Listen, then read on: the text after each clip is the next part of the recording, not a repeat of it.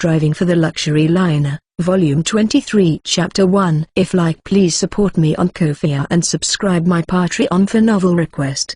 Links are below or comments section. Enjoy. Chapter 1, The beginning of Saparabi's day off. After I somehow managed to overcome the invitation event hosted by the gods with the interference of creator god Sama, I returned to the Aquamarine Kingdom.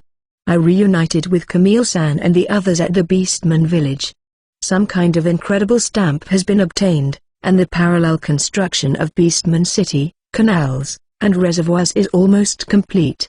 Additional investment seems possible, so I should be able to buy a ship with peace of mind. So, Master, why did we return to the open sea? Yes, we left Marina-san and Camille-san in the Beastman City and went back to the open sea. I told them that Camille-san still had some work to do and that we were going to relax in the area for a while, so I guess Ins was wondering why we came back. I had planned to do that at first, but I couldn't concentrate on anything because I was worried, so I came back to the open sea to solve the problem. Remember when I went out alone the other day?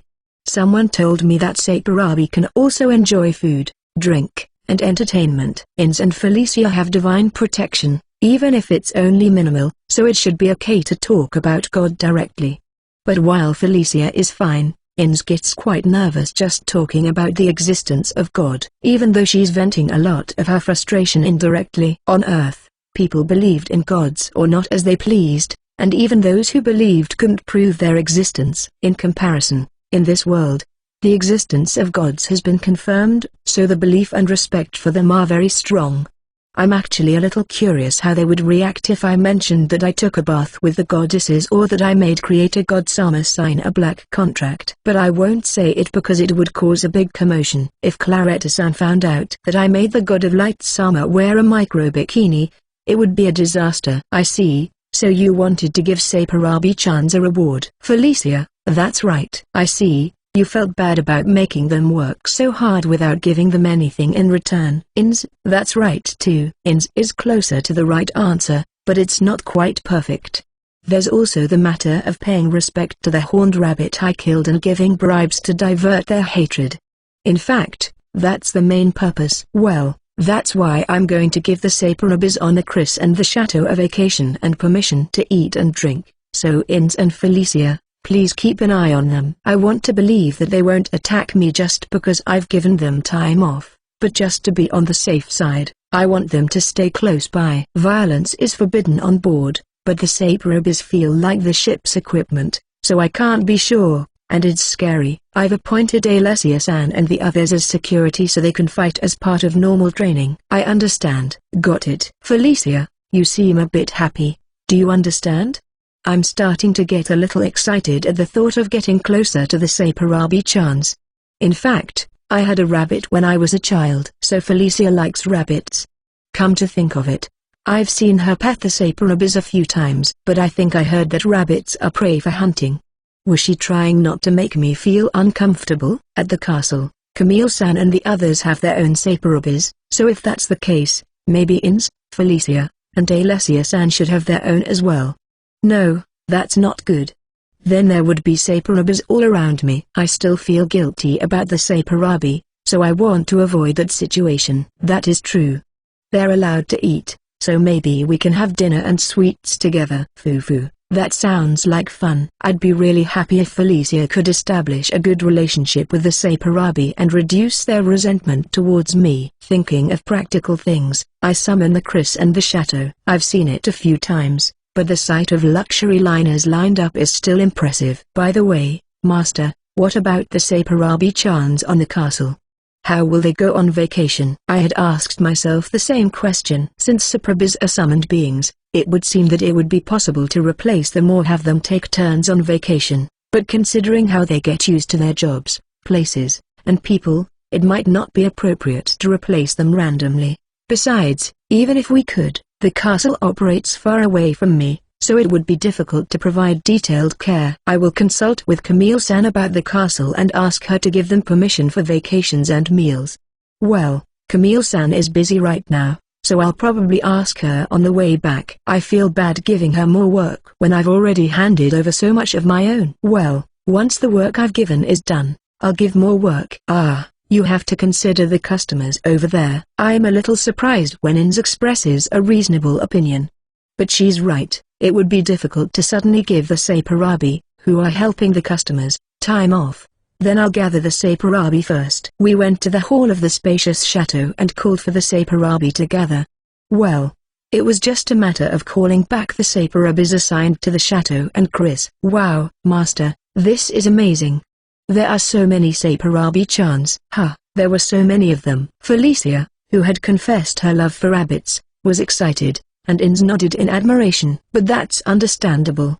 The sight of fairy tale white rabbits in different costumes, depending on where they were, filling the lounge of the luxury liner with white fluff would make most people feel warm and fuzzy. But I don't feel warm and fuzzy. They're attacking me, they're monsters, and hunting them isn't a bad thing, but seeing so many of them makes me feel like I've done something terrible. It's even worse because the creator god Sama turned them into cute, fairy tale creatures. Even though it's my job, I've been hunting them every day without getting bored. No wonder there are so many of them. There are also Saparabis on the castle, and since there are more that can be summoned, there must be a lot of Saparabis that haven't even been summoned yet. Just thinking about it makes me feel scared. Well, I asked you all to gather here because I heard from someone that you can enjoy food, drink, and entertainment. The expressions on the Saparabis' faces remained unchanged, but the atmosphere was a bit restless. Are they happy? So, from now until tomorrow, you can eat, drink, and take a break. I'll also give you some pocket money, so please enjoy the Chris and Chateau ships in moderation. Normally, I would just tell them to enjoy themselves, but I added the word moderation because I'm afraid to let them do whatever they want. I think I understand why teachers sometimes use the word moderation.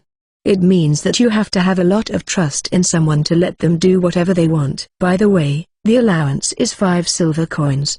It's a modest amount, but it's also a bribe, so I think it's appropriate. Besides, additional investments are becoming a reality, so I feel reassured that the money Saparabi spent can be used for charity without any problems. Now your vacation begins. Felicia will distribute your wages over there, so please line up to receive them. At the same time as I spoke, a light flashed in Saparabi's emotionless eyes, and they began to fidget. I had always thought that rabbits' eyes were emotionless, so I was a little surprised to see the emotion in them. And the emotions conveyed by their eyes are not negative but rather bright, which makes me feel a little relieved. They've always walked around awkwardly like something out of a fairy tale, but now they make cute little noises with their noses and shake their heads from side to side for no reason. To be honest, I want to pet them. They seem okay. Just to be on the safe side, I'll let him stay nearby, and Felicia distribute the pay as planned. Felicia, please. Very well. Felicia walks away happily. It seems that she wanted to be friends with the Saparabis, so I think it was the right decision to let her distribute the pay. As Felicia moves, the Saparabis follow, hopping along with her. Everyone, please line up in front of this desk. One at a time. The Saparabis obediently form a line as Felicia instructs. They seem to be behaving themselves, which is reassuring. Pew! The Saparabis, having received 5 silver coins from Felicia, snort and bow their heads. I've heard that rabbits have no vocal cords, but Saparabi seems to be able to make sounds. Huh? Could they do that before? I didn't want to get too involved, so I didn't notice. They're pretty cute. Felicia is touched by the thanks, and surprisingly, Ins is also slightly moved by the Saparabi. I'm also beginning to be charmed by the lively Saparabi. She might steal all the attention from the other women. Fortunately, Rimo and Bent don't seem to be very interested in the Saparabi and stay by my side, but it's hard that my communication with the women is decreasing because of the Saparabi. Could this be Saparabi's revenge? No, that's too ridiculous. I'm thinking too much. Well, it's natural for it to reduce communication between me and the women, so it's probably even worse. Pew! Saparabi, who had received her pay, came to me, bowed, and disappeared to the back of the hall, probably to thank me for the vacation and the pay. I'm beginning to think I don't have to be so afraid of the Saparabi, but I'll try not to let my guard down for a while. I'm basically a coward. While I stay alert, the next Saparabi who has received his pay comes over and bows to me. Huh? Could it be that all the Saparabi are coming to thank me? There are so many of them, it might be a bit of a hassle, but I'll just wait quietly to atone for my sins. The actions of the Saparabi during their vacation leave me feeling both anxious and excited, a complex mix of emotions. Striving for the Luxury Liner, Volume 23 Chapter 2. Chapter 2, Saparabi enjoying their vacation. After returning to the Beastman City and reuniting with Marina-san and Camille-san, I couldn't help but worry about Saparabi, so I decided to go back to the open sea. After granting Saparabi a vacation that included permission to eat and drink, their emotional expressions, including their movements, became more vibrant, and even I, who had always felt uneasy around them, was moved. As Saparabi's vacation began, I couldn't help but feel a little uneasy about the impact their actions might have on me. They're pretty free to do whatever they want, aren't they? Yes, and the Saparabis mostly hang out in the free areas. What will they do with the pocket money they get? As Inz said, the Saparabis have fun together without going anywhere that costs money. Maybe they're just warming up since it's still early in their vacation? Well, I gave them their pocket money, so it's theirs to keep. I'm afraid they'll rebel if I try to take it back. I feel like I'm thinking like a dictator. Hey, Inz, you're not thinking of asking the Saparabis for money, are you? What are you thinking about? No, I was just thinking about it. That would be too pathetic. You thought about it a little. But, well, you decided not to do it, so let's just say it's okay. Anyway, Felicia is acting like a child. She blatantly changed the subject, but I decided to go along with it since I gave her a pass. Yeah, she said she liked rabbits, but she really loved them. Didn't she? I wonder why she never told us before. Felicia is such a serious person. She probably thought it would be wrong to burden me with her feelings. Now she's telling us how she really feels, and she's having fun with Saparabis. I'm a little touched that she opened up to us like that. The serious Felicia has served me with all her heart, but it would be better for both of us if she could enjoy herself and serve me in a better environment. And then there's Rimmer and Pent. Before, they didn't show much interest in the Saparabi, who didn't respond much, but now the Saparabi respond well, so they have fun playing with them. I feel very lonely. Felicia is also absorbed in the Saparabi, and Inz isn't uninterested either. I feel that I'm becoming mentally isolated. Well, it's only on occasional vacations, so I guess I can tolerate it a little. Still, the Saparabis' actions are unwavering. Maybe they have some information about the ship installed for support. Based on this information, they are moving to areas that interest them. Some Saparabis focus on eating, some on sweets, some on drinking, and some on playing in the pool. Perhaps because they have different souls, they each have their own preferences and act independently. Nevertheless, rabbits eating and drinking are quite interesting to watch. Of course, they look like fairy tale characters, but even with their exaggerated features, their mouths aren't that big, and they munch on meat and vegetables and gulp down drinks. They don't seem to mind, but from the outside, it looks pretty tough. Also, maybe because they've become Saparabi, their monster nature has faded, and it seems that more of them prefer vegetables to meat. They do eat meat, but the salad bar is very popular. Seeing them like this, I'm beginning to think that there's no need to be so wary of Saparabi. They weren't supposed to be dangerous in the first place, and I was just being cautious out of guilt, so seeing them show emotion made me feel a little more at ease. Normally, Saparabi is rabbit-like and basically emotionless, so it was even scarier because I couldn't read their feelings. It's all Creator God Sama's fault. I said I wanted an attendant that I liked, so I wish he had made them bunny girls instead of Saparabi. Then, right, Master, look at those kids. Huh? Nothing out of the ordinary as far as I can tell. I looked where Inz told me to, but the Saparabis were just playing in the pool. They looked like they were having fun. Do rabbits usually like water? We're a little late. Oh, they're starting to move. Keep an eye on them. I didn't really understand, but I watched the Saparabis as Inz told me to. Over there is a water slide. I see, that's kind of interesting, right? I was surprised when I suddenly noticed it, but they are pretty cute, aren't they? What Inz liked was the sight of the Saparabi sliding down the water slide.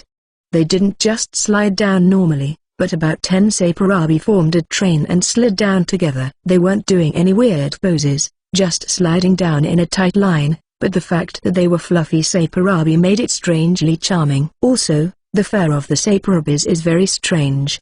Even when they're submerged in the pool, their fur stays fluffy even when it gets wet. Could their fur be waterproof? And how do you count Saparabi?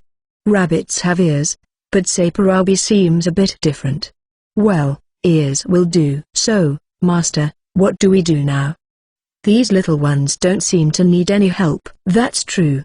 Maybe because they usually live on the luxury liner, they don't make any unnecessary noise, don't seem to be confused by anything, and are just enjoying their vacation as usual. Compared to the mini creator gods, they're about 100 times easier to take care of. Yeah, let's just relax here. The Saparabis will be fine on their own. It's a little different from what I imagined, but I can't complain since it's so easy. Asterisk asterisk asterisk. A knock. There's no doubt that it's a knock because I can hear the sound of someone knocking on the door, but in the current situation, it feels very strange. Everyone is in the room, Inz, Felicia, Rimmer, Pent and me. And besides us, the only other person on this ship is Saparabi. Under normal circumstances, I would suspect that something horrible is happening, but it's probably just Saparabi coming to see us. I guess this is what happens when you give them time off. Master, the Saparabi are here. Can I let them in? While I was wondering, Felicia opened the door and checked who it was. I was a little scared, so I was relieved. Yes, let them in. When I gave my permission, 3 Saparabis came in. It was more than I expected. Welcome. What's going on? Oh, sit down. I offered the sofa to the Saparabis. Pew. The Saparabis bowed their heads slightly, jumped onto the sofa, and sat down. Saparabis, who are about 2 to 3 heads tall, have such short legs that they sit like that. I didn't know that before. So, what's going on? Pew. When I asked again, the Saparabi sitting in the middle began to lay out papers in front of me. These are copy papers, right? And the text is clearly printed. Did they use the computer in the office? And they even printed them out? What's going on here? Are the Saparabi using Earth's advanced technology? Wait. This is the script of this world, isn't it? I use a computer occasionally, but I thought the only language available was Earth's. Did they install this language? Huh? You can use a computer, but you shouldn't be able to connect to the internet. Where did they get that information? I wish you would stop trying to turn this into a horror story. Also, thanks to language comprehension, I can read writing in this world, too, but there's no need to use writing in this world.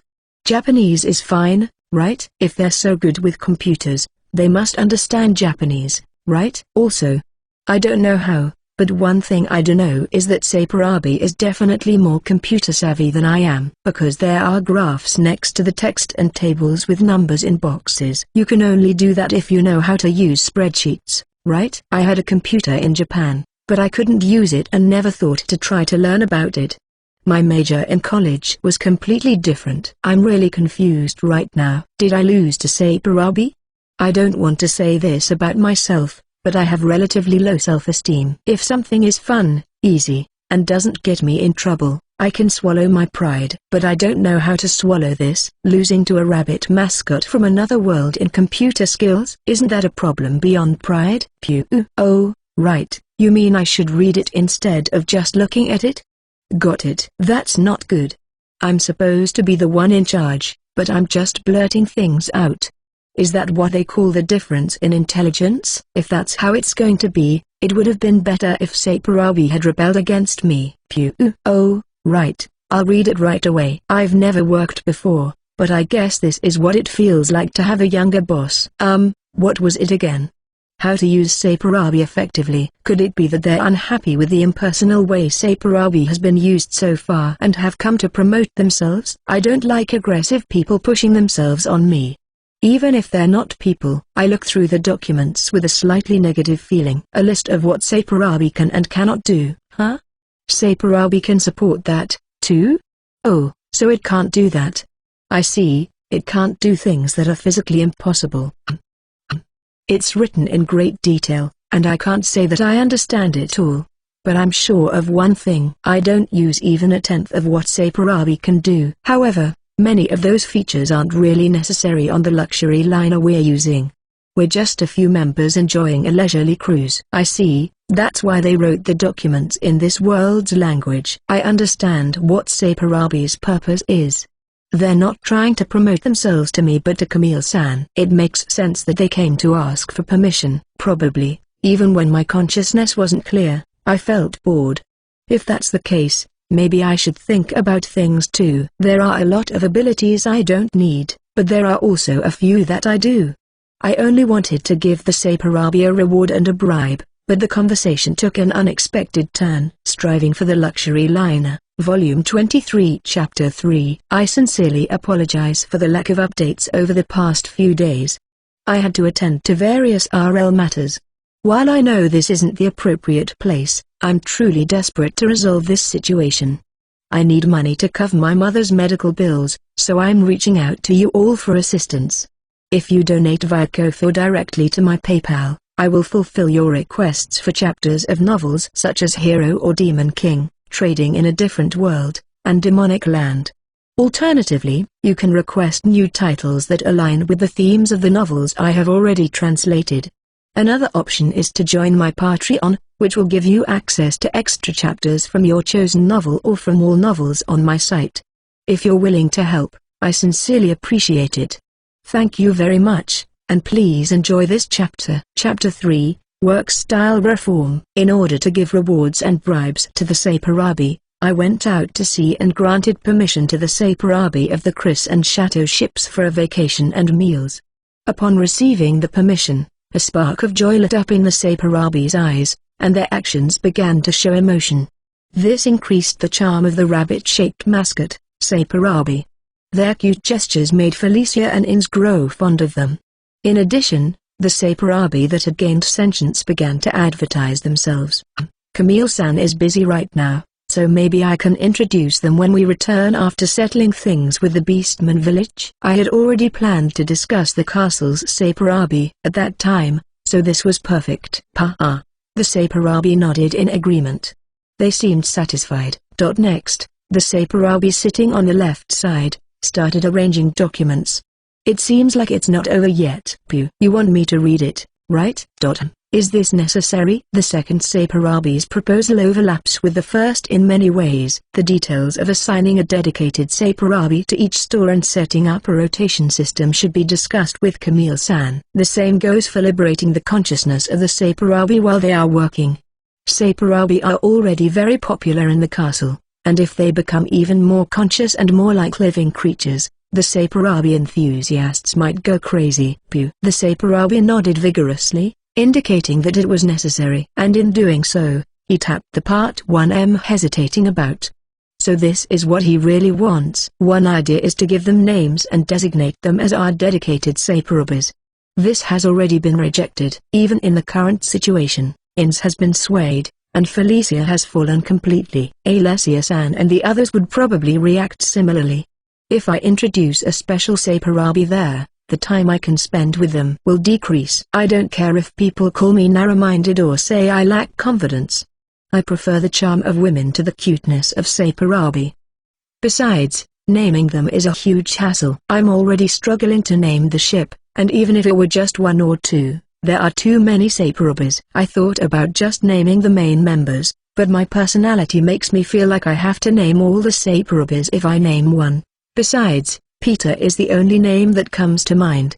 This will probably cause various problems, so it's definitely out of the question. I will definitely use my owner privileges to reject this. And then there's another suggestion that worries me. The Sapurabis aren't asking for permission to eat and drink, for vacations, or for salaries.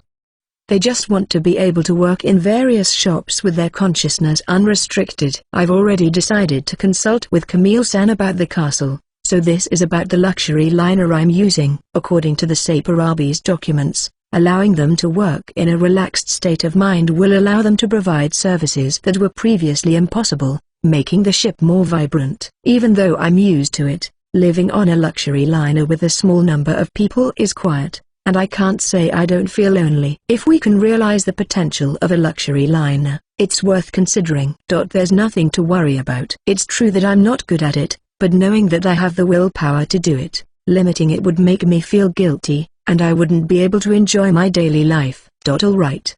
I'll try it after the vacation. Pew. I could tell that the Saporab's spirits had risen. I didn't accept all of their suggestions, but I got the important points across. I admit they're cute, but Felicia, stop making those suspicious hand movements. Dealing with Saparabi makes my impression of Felicia falter a bit. Well, you're last. What kind of suggestion do you have? I turn my attention to the third Saparabi, the only one of the three who hasn't submitted his proposal yet. He's holding a stack of papers, so he must have something to propose. The Saparabi shakes his head from side to side. For some reason, the second Saparabi is leafing through the documents submitted by the first Saparabi and nods. Could it be that your proposal has been accepted, so there's no need to submit it? The Saparabi nods. The Saparabi had prepared a second proposal. When I let my guard down, he moved like a capable employee. I'm interested, so can you show it to me? It seems unnecessary, but I'm curious about the second proposal, so I asked him to see the documents.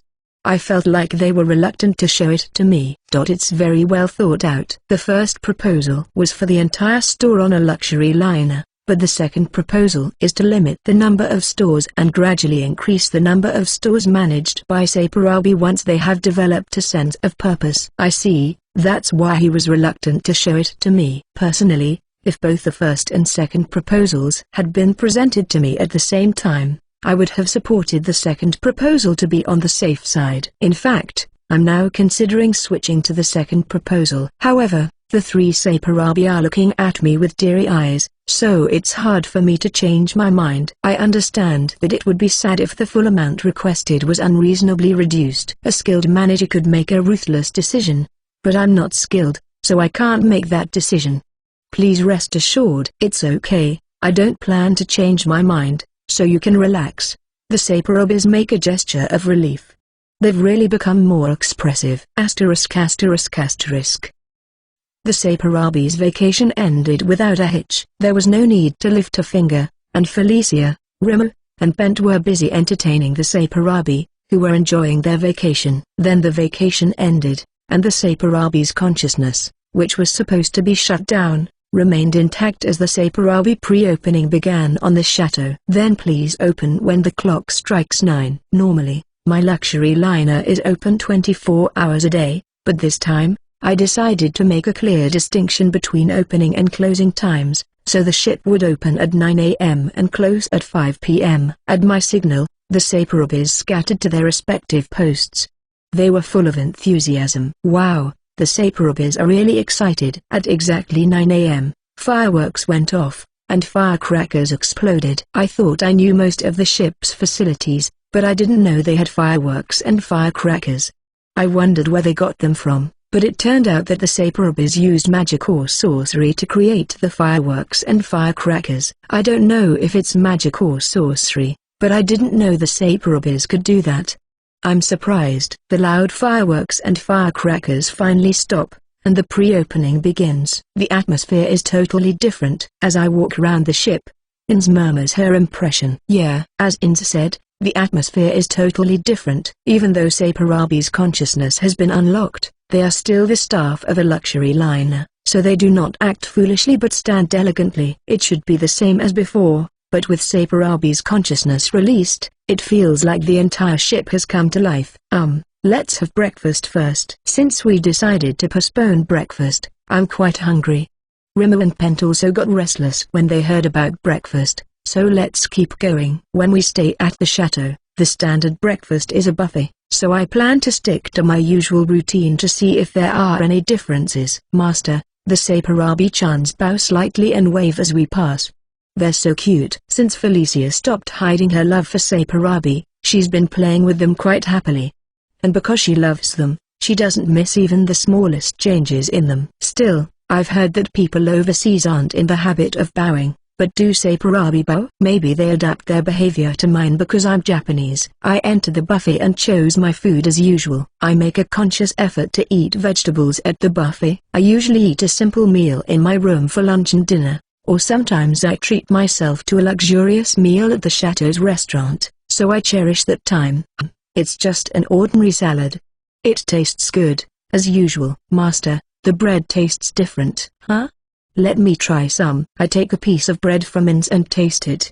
I don't trust my taste buds, but I can definitely tell the difference. The bread is moister and sweeter. It's the kind of taste the Japanese like. The food on luxury liners seems to come out of nowhere. I was worried about it before, so I asked the god of gastronomy Sama about it, and she assured me that it was all real food, so I felt reassured. Could it be that the saporabis are baking the bread? Master, shall we take a look at the kitchen? Yes, let's take a look. Felicia invites me into the kitchen, where the saporabis, dressed in cooks' uniforms, are busy. Really?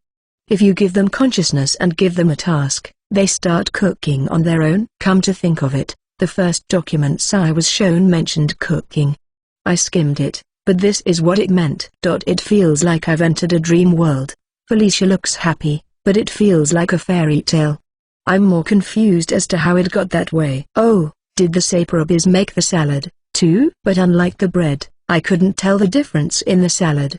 I guess not everything tastes better, even if it's made by them. Well, salad doesn't require much preparation, I guess. This is a luxury liner, so the quality is high, to begin with, and it would be difficult to dramatically improve the taste without adjusting it to my preferences. This is worrying. The saporabis have already shown their excellence at breakfast. Since our living conditions are improving, I can't complain. But I feel that Camille-san will be upset when she finds out. She will become obsessed with the specifications of the castle and work tirelessly. It's my fault for leaving everything to her. I'm worried about Camille-san's health. Oh, I received a thought from Rima. He seems to want seconds. I'll eat first and think about it later. Striving for the Luxury Liner, Volume 23 Chapter 4. Chapter 4, Motivated Sapurabi. It was supposed to be a vacation. But I was presented with a proposal from Sapurabi, and although it is only a trial, Sapurabi's work style reform will be implemented. Sapurabi's vacation went smoothly without any major incidents, but the trial pre-opening was a shock from the beginning. Unlike a vacation, the pre-opening is likely to be eventful. After breakfast, we continue our tour of the chateau. Let's start with the atrium. The atrium is the symbol of the chateau. It has a high ceiling, and in the middle, there is a cool-looking object that I don't quite understand, and the stairs are glittering. It feels a little more lively, but otherwise, it doesn't seem much different. Master, did you give the Sapurabi permission just to manage the shop? That's right. Felicia's sharp remark made me realize my mistake. I hadn't given Sapurabi permission to manage the atrium, so nothing would change. I guess I screwed up a little. I should have given them permission for the parade. Then, they would have shown us a different parade than before. I guess I'll just watch the parade with Marina-san and Camille-san. I'll let Sapurabi know later. As for the shop, let's go to the promenade. That place is much more fashionable, but it's like a shopping district, so we should be able to see the changes clearly. When I go to the promenade, I feel a strong sense of life that I hadn't noticed before. Willpower is important. Other than that, I don't feel much of a difference so far. Of course, it's obvious that sale banners and discount signs wouldn't fit on a luxury liner. There are quite a few restaurants here that charge for food, but Sapurabi waits patiently in front of the restaurants where they cook in front of you. They used to come only when I called them, so this is a bit different. But since we're the only passengers on this luxury liner, it's too sad to make them wait like this for customers who won't even come. If I had thought they didn't have any emotions, I could have accepted them as robotic staff, which occasionally exist in Japan, but now that I know they're quite expressive, I can't just leave them alone. Maybe we should suggest that they don't have to stay in the store all the time, but instead, be stationed when we're likely to use the service and take breaks. Otherwise, I'll write down the points to discuss later and continue to explore. Inns, Felicia. Any other differences besides the increased energy? We've checked a few shops, but there are no noticeable differences at first glance. It's only been a day since yesterday, so maybe they're not fully prepared yet. Master, there wasn't much change, but there was a section labeled Manager's Recommendations on the cash register. Huh? Really? Manager's Recommendations? The shops on the luxury liners are brand name stores, but...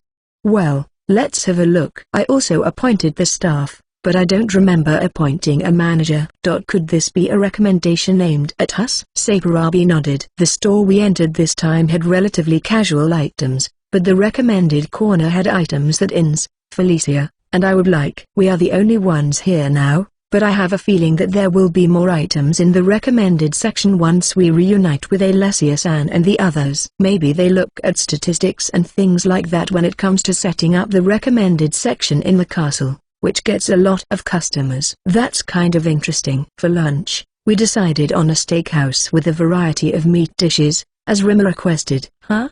You can order the doneness level in more detail. Until now, the doneness levels for steak were rare, medium, medium well, and well done. I didn't even think there were more options, but if it can be adjusted further, I'll give it a try. Can you cook it somewhere between rare and medium rare? Sapurabi nods. It seems they can. For me, rare is too rare, and medium rare is a little too well done. If this can be adjusted, my life of luxury liner meat will be even more enjoyable. I'm sure if I asked for something like blue or blue rare, they'd be able to answer. Oh, Rima and Bent like meat that's closer to raw, right? Rima, like everything. Did Rima like everything? It would be more accurate to say that he didn't dislike anything, and based on my observations, there is no doubt that Rima and Bent enjoy rare meat. Give Rima and Bent blue rare steaks. Sapurabi nods understandingly. The curious ins shows interest in the cooking temperature, which she's never heard of before, but loses interest as soon as she hears about it. Ins prefers medium. That's surprising because she's a tiger-type beast man, and you'd think she'd like rare meat. The steak was very satisfying. Being able to adjust the cooking level more precisely is a big plus. Rima and Bent loved the blue rare, and it proved that my observations were correct. Great satisfaction. I was a little worried about how it would turn out, but liberating the Sapurabi's consciousness might not be so bad after all. Well, this afternoon, I'm going to the spa, relaxing by the pool, and finishing off with teppanyaki. It's a relaxed inspection, but Camille-san will be handling the details, so I'll just have to make general assessments. It's nice to have someone to rely on. *****. The inspection of the chateau was completed without incident. The spa services and techniques have improved, and although the pool is the same as always, snacks are now delivered from the poolside shop, and the teppanyaki performance by the Sapurabi was outstanding. I think it's good that the Sapurabi are aware of their work, but what do you all think? They are very attentive and provide various services, so I think it's good. Yes, I don't know if it's my influence, but Sapurabi's service is very Japanese and very considerate. I have the image that overseas service workers don't do anything extra and just stick to their jobs, but I prefer the more attentive service here. The current Sapurabi-chan's a cuter. Sapurabi is fun. My companions also seem to have a good impression. I think we can look at this positively. I look at the three Sapurabis sitting on the sofa in front of me. These three Sapurabis are the ones who came to give a presentation on the first day of the vacation, and now they are waiting with bated breath for my decision. For now, we've cleared the first hurdle. We want you to continue working with your consciousness unlocked. Pure. The Sapurabis cheer and raise their voices in joy. It's scary that I find them cute, even though I don't feel comfortable around them. But this is just the first hurdle. What do you mean? The Sapurabis look at me as if to ask. Even if I give you permission, you can't work on the castle in your current state. The next step is Camille-san's evaluation. If you pass, you'll be able to work on the castle with your consciousness unlocked and entertain many customers.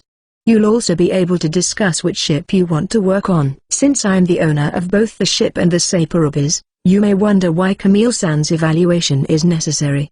But when it comes to entertaining customers, a strict evaluation is necessary. Pure. The Sapurabis stand up with determination, their eyes burning. Well, stand up might not be the right expression. They are more like sliding off the sofa. You're motivated, aren't you? The Sapurabis nod in unison. Then think about what you can do to entertain Camille-san. I wish you well. The Sapurabis leave the room with determination. They don't forget to bow as they leave, so they seem to have passed the etiquette test. So, Master, the Sapurabis have free will in our living space, right? Ins asks with a slightly awkward expression. She liked the Sapurabis, though not as much as Felicia, So what's wrong? That's the plan, but is there a problem? While you were exploring the ship, you went to the casino, right? I didn't gamble, but I went to check it out. The Saporabis, dressed in bow-tie dealer outfits, were livening up the casino. You may not have noticed, but the Saporabis were looking at me as if I were prey. Oh, so Inns is also recognized as easy prey by the Saporabis. Unlike a regular casino, it doesn't seek profits, but perhaps the Saporabis have developed a desire to seek profits as dealers. Anyway, no borrowing money. If you're upset, don't go, or just win. Felicia, don't lend money to Inns either. Yes. Hey, both you and Felicia talk as if I'm going to lose. Why are you asking me? It's obvious, isn't it? Felicia and I exchange looks and nod. Of course, Inns doesn't always lose. In fact, she often wins. On those days, she's all smiles, so we know. But in the end, she always loses. She gets carried away with her winnings and ends up losing all the money she has earned, along with her original pocket money. On days like that, she's depressed, so Felicia and I know. Fine. Then I'll show you that I don't lose. Inns stormed out of the room. Instead of being angry, she just wanted to go to the casino, right? Yes. She was in fight mode when she left the room. She probably wanted to prove to the Saparabi-chans that she was strong. Is it the thrill of challenging a strong opponent? I don't understand it, but I guess Inns is also a tiger. When Inns came back at night, she looked like she was going to cry. Striving for the Luxury Liner, Volume 23 Chapter 5. Enjoy. Chapter 5, Camille-san's Counterattack. The trial run of the Consciousness Liberation Program for the Saporabis ended with results that were generally satisfactory for both us and the Saporabis. The next step will be to wait for the results of the second evaluation by Camille-san, who now has some free time, which will determine whether the working conditions for the Saporabis will change. However, Inns provoked the emotions of the Saporabis, which led to some sad events. I'm back. Did anything happen while I was away? After finishing the Saporabis' vacation and evaluation, we returned to the Beastman's village. Initially, the purpose was just to give them a reward and reduce my sense of guilt, but the conversation took an unexpected turn that surprised me a bit. I greeted Marina-san, Carla-san, Claretta-san, and Fu-chan, who greeted us outside the Beastman village, and asked them about the situation in our absence. By the way, how did Marina-san and the others know that we were coming back? Even though it's called a village, it's expanded so much that it's quite large. There were no particular problems. However, Camille-san seemed to be in a bit of trouble. After greeting everyone, Claretta-san reported on the current situation. Camille-san is in a little trouble. Camille-san is supposed to be negotiating with some important people right now, so maybe a problem has arisen. A little is a vague term.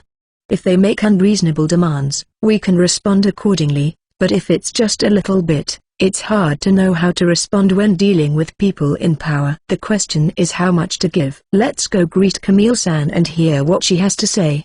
Please do that. I won't know until I hear what she has to say, so I go to the guild and go to Camille-san's office. I'm back. Welcome back, Wataru-san. I greet Camille-san, but she doesn't seem particularly worried.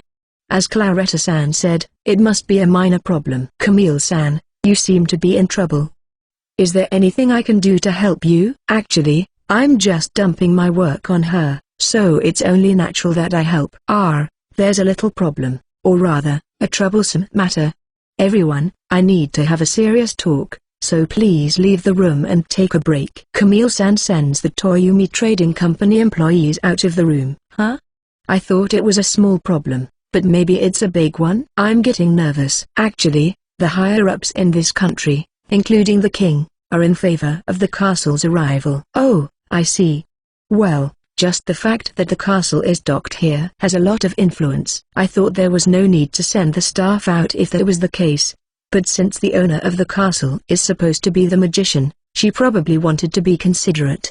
Such small considerations are touching. If they're favorable, why is it troublesome? Yes.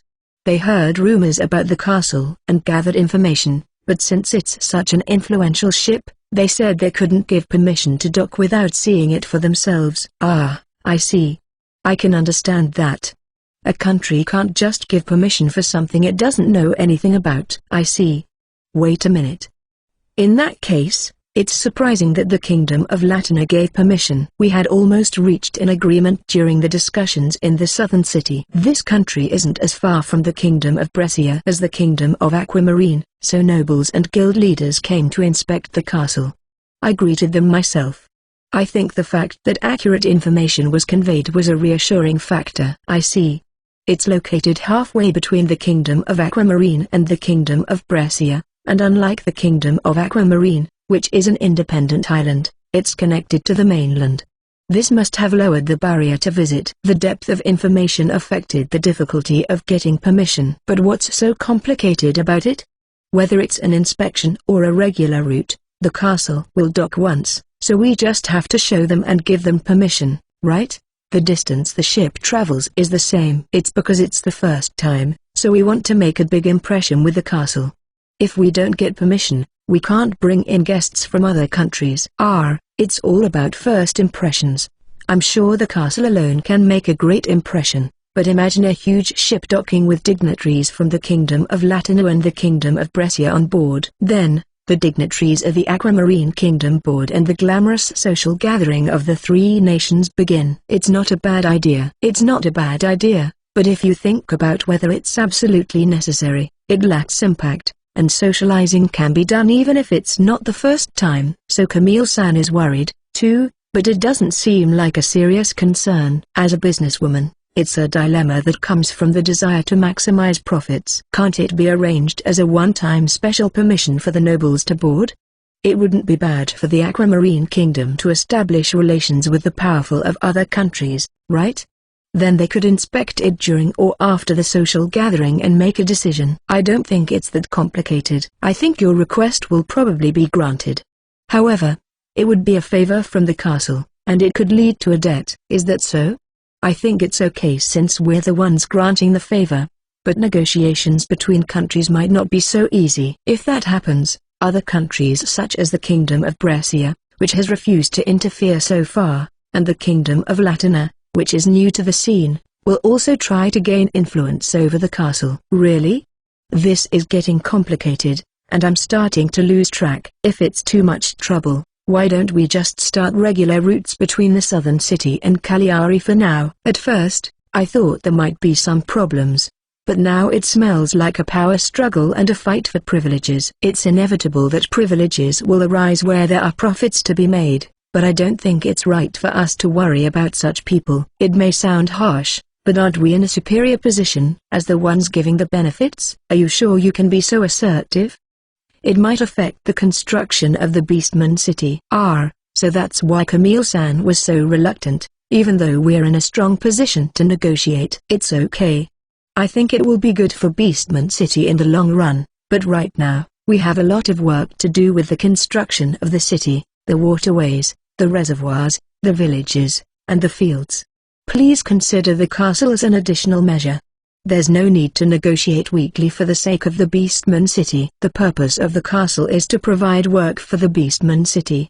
Regardless of the future, there is a lot of work to be done now, so there is no need to rush. If the irrigation canals and reservoirs work well, and the agriculture and poultry farming of the scattered villages take off, we will be able to provide jobs, housing, and food, so there is no need to rush as we did when nothing was decided. In the worst-case scenario, we can always load the beastmen onto the ship and look for a new land. However, unlike the Dark Elves, the numbers and effort involved would be extraordinary, so this should be our very last resort. Camille-san's eyes sparkled. I understand. In that case, I will speak firmly to those pesky nobles. So, the nobles were trying to interfere after all. The powers that be never miss a good opportunity. Come to think of it, it was probably a good deterrent that I was seen as someone who couldn't be reasoned with. Yes, if those nobles try to harass us, we can use that as a reason to refuse to negotiate. Let's have Luke-san and Miranda-san spread the word that those nobles are harming the national interests of the Aquamarine Kingdom. If the heads of the Adventurers Guild and the Merchants Guild spread the rumor, it would affect the position of the nobles. Once we see how this plays out, I think we can renegotiate, and things will go smoothly. If you allow me to go that far, I can finish the negotiations today. What? Today? The negotiations? Yes, tonight. Are you coming too, Watru-san? No, I'll leave everything to you, Camille-san. Make sure you're thorough with them. If this saves Camille-san even a little trouble, then I'm glad I came back at the right time. Asterisk asterisk asterisk. Camille's poff. Let's begin the meeting. The moderator calls the meeting to order. Although it is called a meeting, it is actually nothing more than a means to satisfy the desires of countries and nobles who want to gain as much control over the castle as possible. That is why they visit the Beastman City every day, even though it is still undeveloped. It seems that every country is sensitive to profit. Well, I've had many similar discussions both when I worked for the Merchant Guild and after Wataru-san entrusted the castle to me, so I'm not surprised. However, due to the weakness of the Beastman City, we couldn't take as strong a stance with the Aquamarine Kingdom as we did with the Brescia Kingdom. The other side understands this, so while they are friendly, they are unwilling to compromise on the details, causing the negotiations to drag on. That's fine as a merchant. But Wataru-san's return has changed the situation. He's completely changed his cautious approach and is now using force to turn the tables on their negotiations. As a merchant who values negotiation above all else, I shouldn't be doing this, but deep down, I'm a little excited. Well, let's go. I'm sorry, but the situation has changed, so I'll tell you first. I said this to get the other party's attention. Since I had received permission from Wataru-san to use the mage, I decided to go on the offensive from the beginning. The president of the Toyomi Trading Company, Wataru, has just returned from a meeting with Mage-sama. Mage-sama said that if it takes time, we should first establish regular shipping routes with the Kingdom of Brescia and the Kingdom of Latina, and that negotiations with the Kingdom of Aquamarine can be conducted slowly. The expression on the Aquamarine Kingdom's face changed. That's right. The impression given to the public is completely different between the original members and the additional members.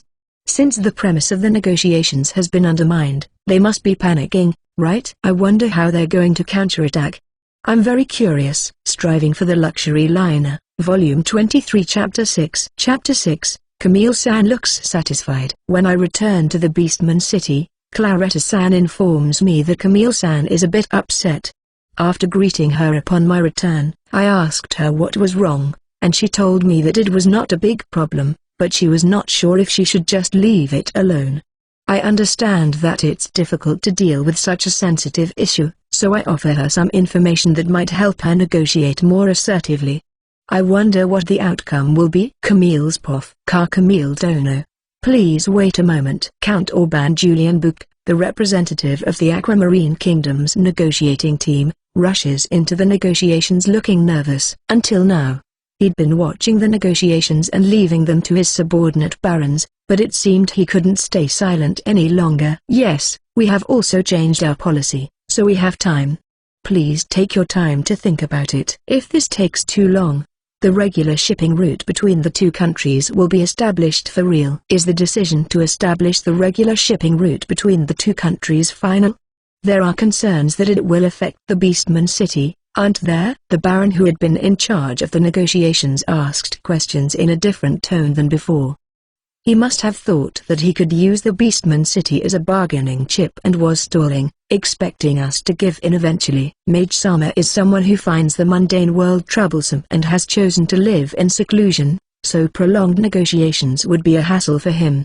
You may consider it final. I'm not trying to bluff, but considering Wataru-san's attitude, it's likely that things will turn out that way if it takes too long. And although we are also concerned about the Beastman City, both Mage-sama and Wataru-san are people who will follow things up, so I think we can work something out. It's true, I think Wataru-san will find a way to make it work.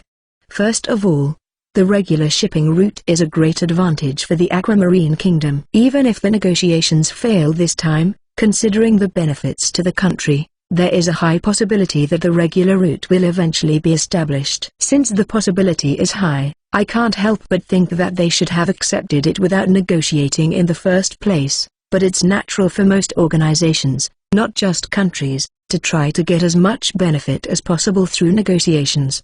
But Wataru-san is different. The Aquamarine Kingdom may have forgotten because I was the one who handled the negotiations, but the final decision was made by Wataru-san, who decided to build the Beastman City. Well, Wataru-san doesn't like to be in the spotlight and keeps a low profile, so it's not surprising that it slipped their minds.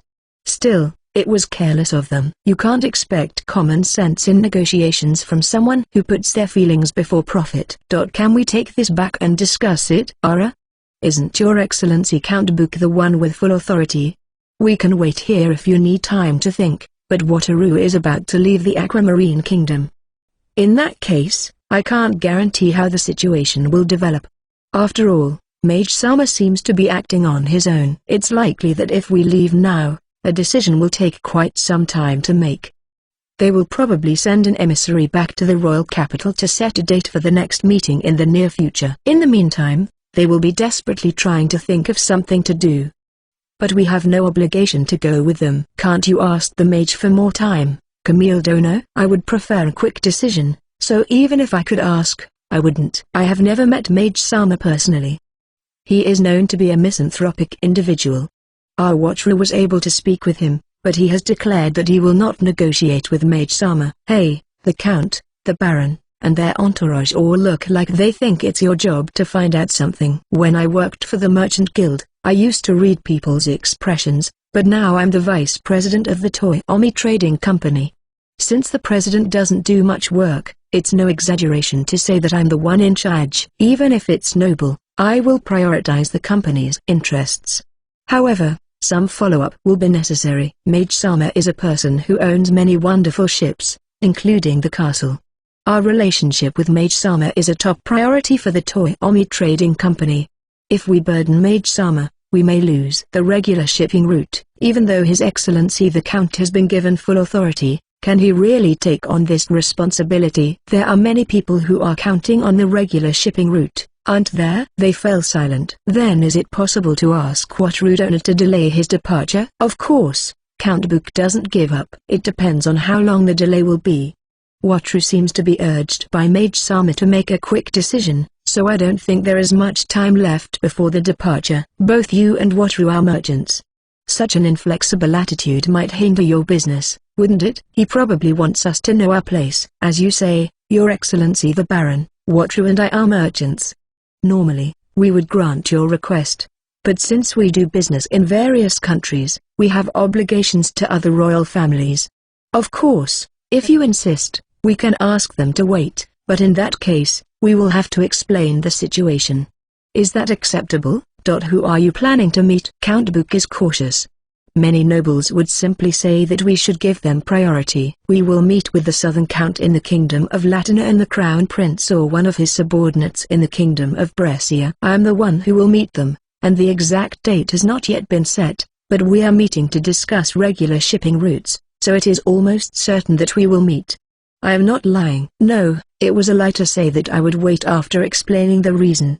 Let's just say it was a convenient excuse and let it slide. It's not a good idea to be indebted to the Crown Prince and high-ranking nobles of another country, especially one with which we are trying to establish relations. All right, 3 days. In 3 days, we will come to a conclusion in the kingdom and bring proof of permission. You have that much time, don't you? I told Wataru that it would be settled today, but I failed. However, setting a deadline of 3 days can be considered a success. The only question now is whether they will grant permission or not, but they are not stupid enough to give up the profits they could have made just for a little extra profit. The upper echelons of this country are capable of making such judgments. Yes, 3 days is fine. I look forward to your answer. Thanks to Wataru-san, negotiations with the nobles have become much easier since I was scouted. I must be grateful to Wataru-san for that, but I must be careful not to become arrogant now that I'm getting used to the situation. *****. Welcome back. How did the negotiations go? Camille-san has returned, so I greet her and ask for the results. I'm sorry. I said I would have the results today, but it will be 3 days before they are ready. I did get a positive response, so I think it will probably be what you want. Camille-san bows her head apologetically. No, there's no need to apologize. 3 days is plenty of time when dealing with a noble. Thank you for your hard work. I'm relieved to hear that. Camille-san smiled. Did they ask for anything unreasonable during the negotiations? Judging from the atmosphere, it seems to have gone well, but I'd better check just in case. After all, we're dealing with a noble. Unreasonable? If anything, it was us who made unreasonable demands. What? We made unreasonable demands? Yes, we did. Camille-san's giggle is very cute, but what she's saying is that she made unreasonable demands to a noble. There's nothing cute about that. Oh, I don't think Wataru-san will be meeting with the negotiator, but it's probably better if you know the details of the negotiation. Yes, please tell me. It's a little scary, but it would be troublesome if I happened to run into that noble and the conversation didn't go well.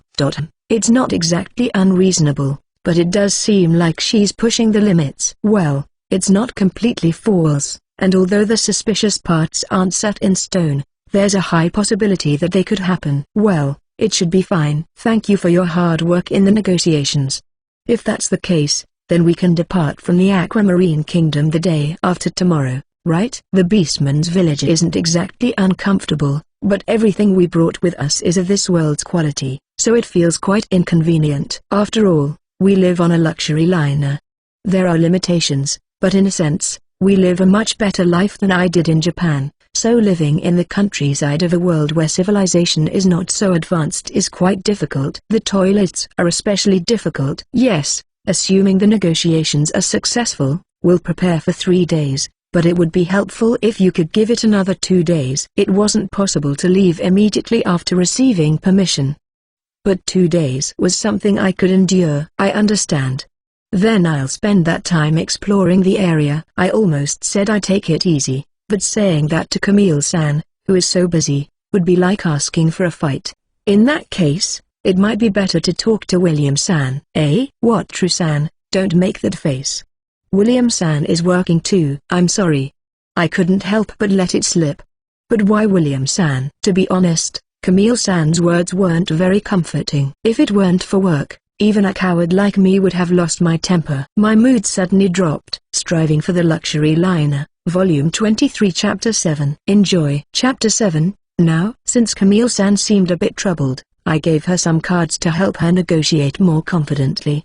I can't say it was easy negotiating with the noble, but Camille-san managed to settle everything within 3 days. I decided we should stay in the area for 5 days to explore the surroundings, but for some reason, William-san's name came up. Why? William-san was gathering information about the waterways and the layout of the village, so he might know some interesting places to visit. I wondered why I should ask him, but he must have information from surveying the area. It's true that it's more meaningful to have a goal than to wander around aimlessly. It's fun to go on a trip and wander around without a destination, but this area is so rural that it would likely be boring without something to do. Camille-san is really thoughtful. My mood improved a little. I'll go talk to William-san. Thank you, Camille-san. Yes, I hope you have a productive visit. Oh, he should be in his office at the guild right now. Camille-san saw me off, and I went to meet William-san. William-san, it's been a while. Long time no see. Wataru-san. How are you today? I hadn't seen William-san in a while, but he looked calm because he didn't have any paperwork piled up. Actually, I was thinking of inspecting this area. Camille-san told me you have a lot of information. Ah, I see. Yes, I have gathered a lot of information. For some reason, William-san froze. William-san? Wataru-san, I have some unfortunate news. William-san suddenly said something ominous. What is it? We've gathered information and progressed to the stage of tentatively planning the layout of the waterways and villages. However, even after gathering all that information, there are no notable places. This area is just a wasteland with nothing but soil and poor vegetation. I see. There's nothing worth seeing. Considering our relationship with the Aquamarine Kingdom, I chose this poor land. Maybe I should have thought about it more, though. Well, it's too late now. I can't change the location because we've already made so much progress on the construction, and there's nothing interesting to see. I have something to discuss with you. Would you mind? Discuss? I'm scared, but it's not like he's going to force me to do something. Yes, I'll listen. Thank you. Wataru-san, do you know the forest where the stream that is our water source flows? A forest? It doesn't sound like a rich forest, does it? Yes, I know it. Is something wrong with it? Actually, during our investigation, we discovered a small goblin settlement deep in the forest. Your guards are quite strong, aren't they? William-san didn't say it directly, but I could tell from his eyes that he wanted me to wipe them out. Still, a goblin settlement.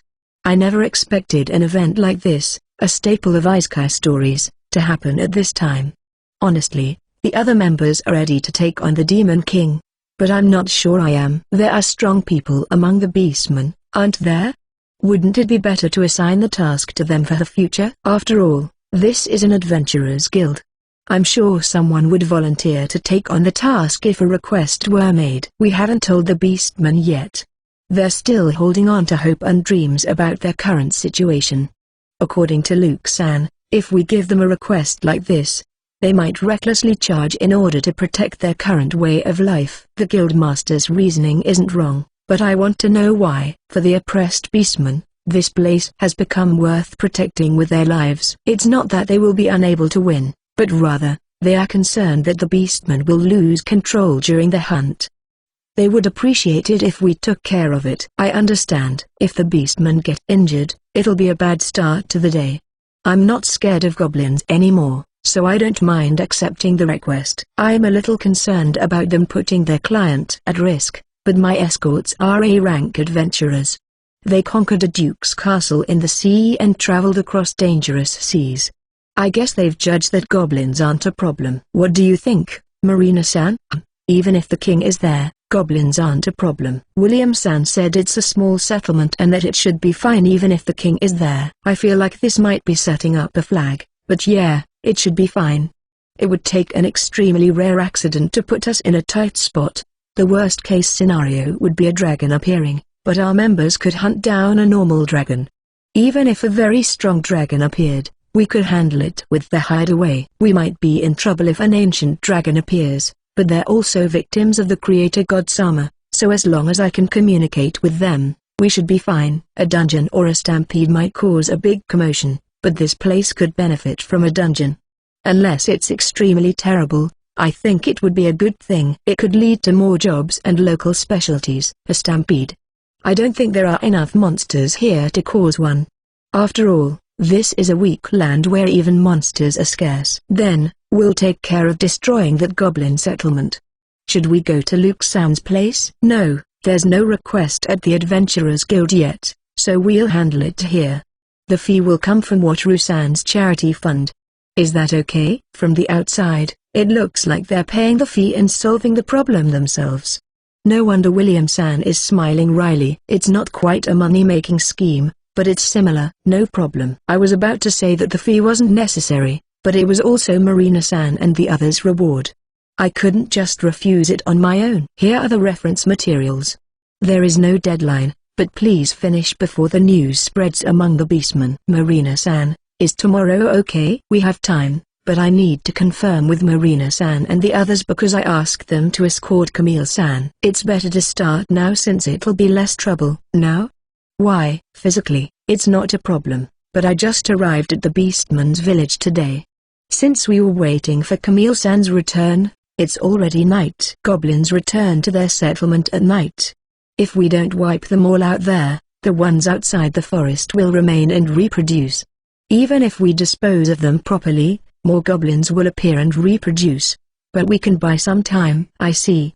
So, if we're going to fight at night, tonight would be the most efficient time. Is there any preliminary investigation necessary? Even though our forces are overwhelmingly superior, I feel like we'll be punished for underestimating the goblins. If you think of heaven as the creator, God Sama, it seems certain that divine punishment will befall us. Reconnaissance is always necessary. But, based on the documents I've seen, I think I can get a general idea without spending too much time. That will leave us plenty of time to wipe them out. Understood. If we're not underestimating them, then there's no problem. Let's make a night drive out of it. There's nothing to see, it's just pitch black. Then I'll be off. I said goodbye to William-san and set off. This is my first time walking around a beastman village at night. No one's awake. Japan aside, even in the southern city and Cagliari, there were people who were reasonably active at night. They're tired from physical labor, and there are no bars here. There's nothing to do, so everyone goes to bed early. It's quiet because there are no restaurants. Early to bed and early to rise makes a man healthy, wealthy, and wise, right? Following Marina-san's words, Carla-san and Claretta-san added their opinions. I see. It was supposed to be a nice village with shops, just as William-san designed it. However, more beastmen arrived than expected, and the villagers were too busy building temporary dwellings. Now, merchants from the royal capital and nearby villages bring supplies. However, with the sudden increase in population, there are bound to be problems. Maybe we should think of some entertainment. Going to bed early and rising early may be good for your health, but I feel like not having any fun would be bad for your health. Can Wataru think of any entertainment that would be enough for this many people? If we just build a tavern, the beastmen will swarm in. I could see it becoming a battlefield as intense as a bargain sale. It's impossible. Wataru, don't worry. William-san and Camille are planning a big festival once the construction of the Beastman town is complete. As I wondered what to do about Marina-san's words, Carla-san shared some useful information with me. A festival? It's likely to be huge, but a night of revelry would be a good break. Besides, it's unlikely that the Beastmen would rush in. Then, let's bring something to the festival. However, I don't think it's a good idea to give away large quantities of luxury goods from the luxury liner for free. Instead, let's buy a lot of alcohol, food, and sweets from various places before the festival and store them in the rubber boats. There are so many beastmen that I might have to buy a lot of goods. I might even have to buy more rubber boats because the ones I secured during the pepper trade might not suffice. Ferries and luxury liners can carry a lot of cargo, but they're slow and hard to maneuver. So rubber boats are surprisingly convenient. As we were talking, we arrived at the gate of the Beastman's village. Luckily, even though it's just a symbolic gate, the guards are awake and on duty. There are quite a few guards, and security seems tight. Most of the Beastmen gathered here are refugees, and they don't seem to let their guard down when it comes to safety. I feel a little relieved. Striving for the Luxury Liner, Volume 23 Chapter 8. Chapter 8. Dreams Expand. Following Camille-san's advice, I went to meet with William-san. However, instead of simply observing, we ended up raiding a small goblin settlement. Furthermore, we had to leave abruptly that same day after hearing the story. The Beastman's village was quiet at night. I learned about their festival and had time to think about the various things. We left the Beastman village and headed toward our destination on the Ranger. I considered splitting up and taking the Ad or Pal, but decided on the safer Ranger in case someone drove recklessly. I drove carefully in the dark, and we arrived in less than an hour. For a moment, I felt like the forest where the monsters gather was close to the village. However, monsters basically walk, so it should be fine. Even though we were proceeding cautiously, we were moving several times faster than walking speed, so it should be far enough away. Wataru, stop here and wait. Marina-san asked me to stop a little before the forest and wait. I felt it would be safer for everyone to go deeper into the forest since the settlement should be further in. Is this okay? Yes, I'll be right back, so wait here. She said that and got out of the car, disappearing without making a sound. She ran unbelievably fast, but what was even more amazing was that I could hardly hear her. The road was bumpy with sparse grass, and being able to run at that speed on it was terrifying. Marina-san could be a ninja in a manga. No, she's a woman, so maybe she's a kunoichi. That's pretty cool. Master, it looks like we'll be waiting for a while. Would you like something to drink? Just as I was about to lose myself in my naughty fantasy of Marina-san as a kunoichi, Felicia called out to me. She probably didn't mean to, but her timing was perfect. If she hadn't, I might have started grinning and making weird noises. Yeah, thanks. I'll have coffee. For Rimo and Pent, orange juice is fine. I'll get the rubber boat now. I took advantage of Felicia's offer and asked her to prepare it. The downside of the Ranger is that you can't summon a rubber boat inside it. Then again, most cars wouldn't have a fully assembled rubber boat inside. I'll have the black fizzy drink and a hamburger. Carla-san is sticking to her usual snack. It doesn't even feel out of place anymore. Oh, I'd better summon a rubber boat with a hamburger in it, too. I'll help you. Claretta offers to help Felicia. I can't drink alcohol, of course. Then I'll have coffee, too. With 2 sugars. The last request is from Ins. It doesn't sound like something a slave would say, but I suppose that's just Ins being Ins. As we wait, Marina-san returns. Felicia prepares the drinks according to our requests. After taking a break, We received the scout's report. Marina-san, thank you for scouting.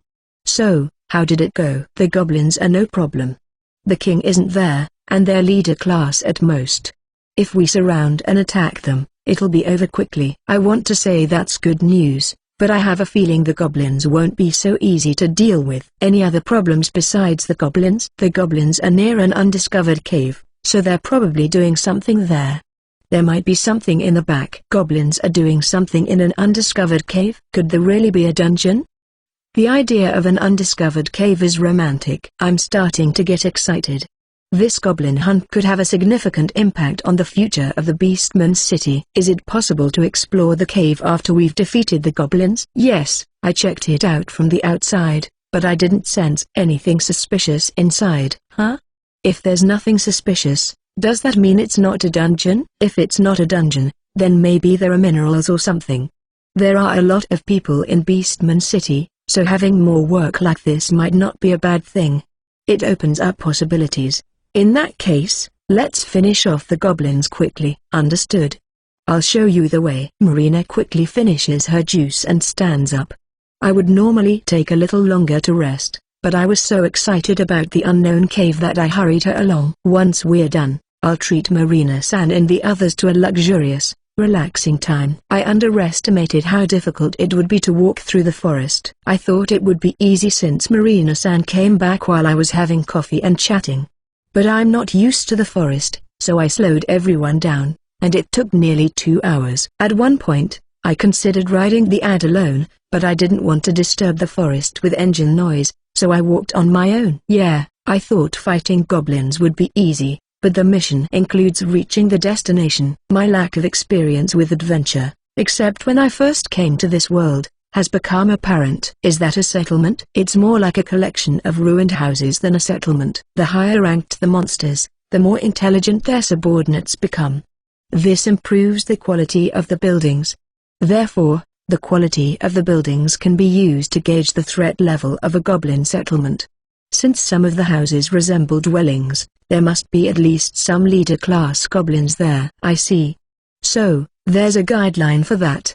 That means ordinary goblins can't build proper houses. I almost laughed at that.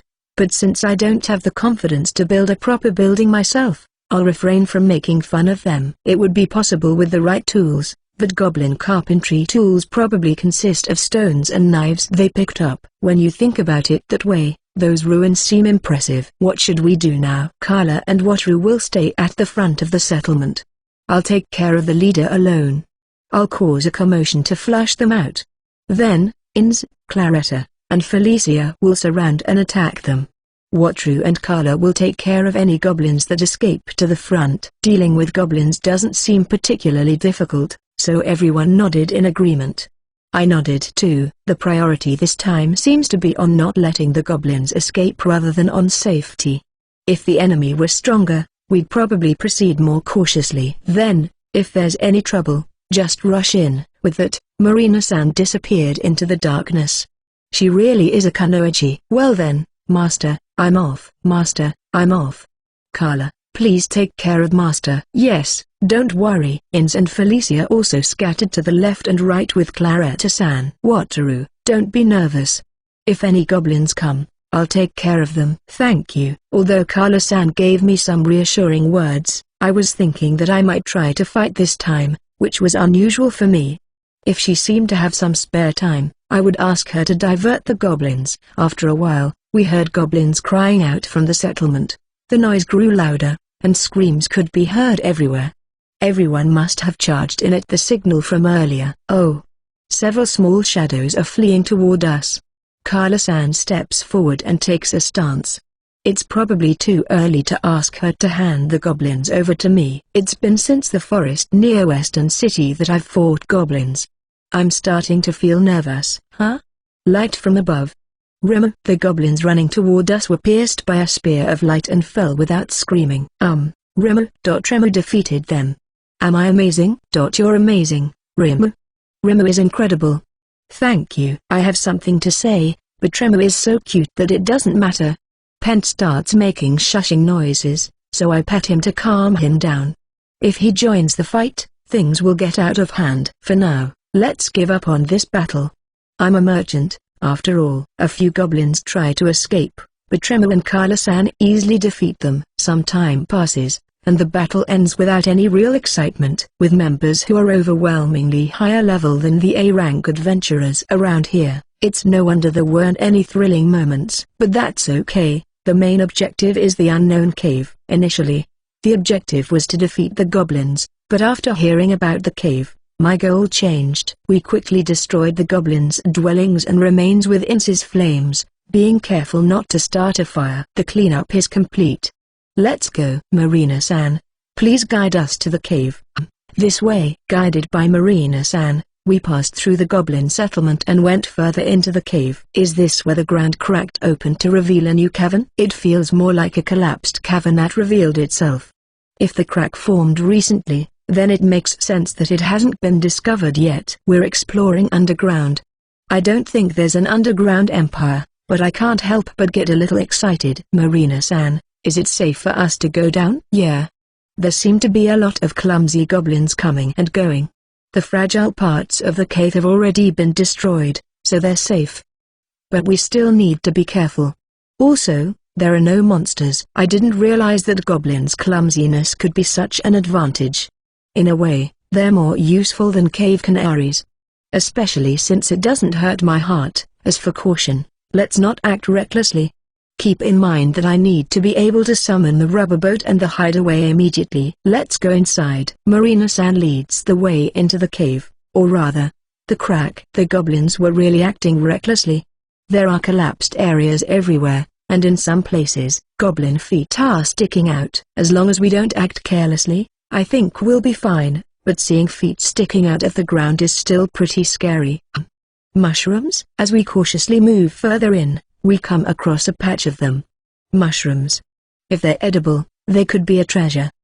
They look quite different from what I was expecting, though. Striving for the Luxury Liner, Volume 23, Chapter 9. Enjoy. Chapter 9, Moderate Results. After a series of events, we set out to destroy a small goblin settlement.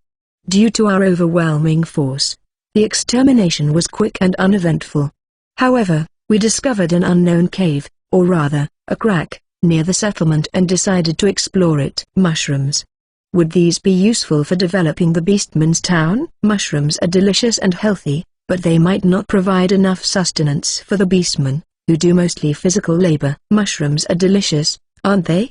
From what I can see, there are several edible ones, so they won't be useless. If Ilma were here, she might have found other useful mushrooms, but let's leave that to the experts. Claretta-san tells us with a puzzled look on her face. Delicious. I see, that's important. Come to think of it, we can use them to make broth and maybe even trade them with the Mermaid Kingdom. Dried mushrooms for the taste of the land. That could be a good business idea. Camille-san, you're going to be even busier now. For now, I'm just glad our discovery of this cave won't go to waste. Let's leave the mushrooms for now and move on. As I looked around at all the different kinds of mushrooms, Marina urged us to move on. She's right, there's no point in a non-expert like me staring at mushrooms here. I'll just follow her instructions. Following her instructions, we moved forward, but it was quite deep. The humidity is high, and it looks like there's an underground lake ahead.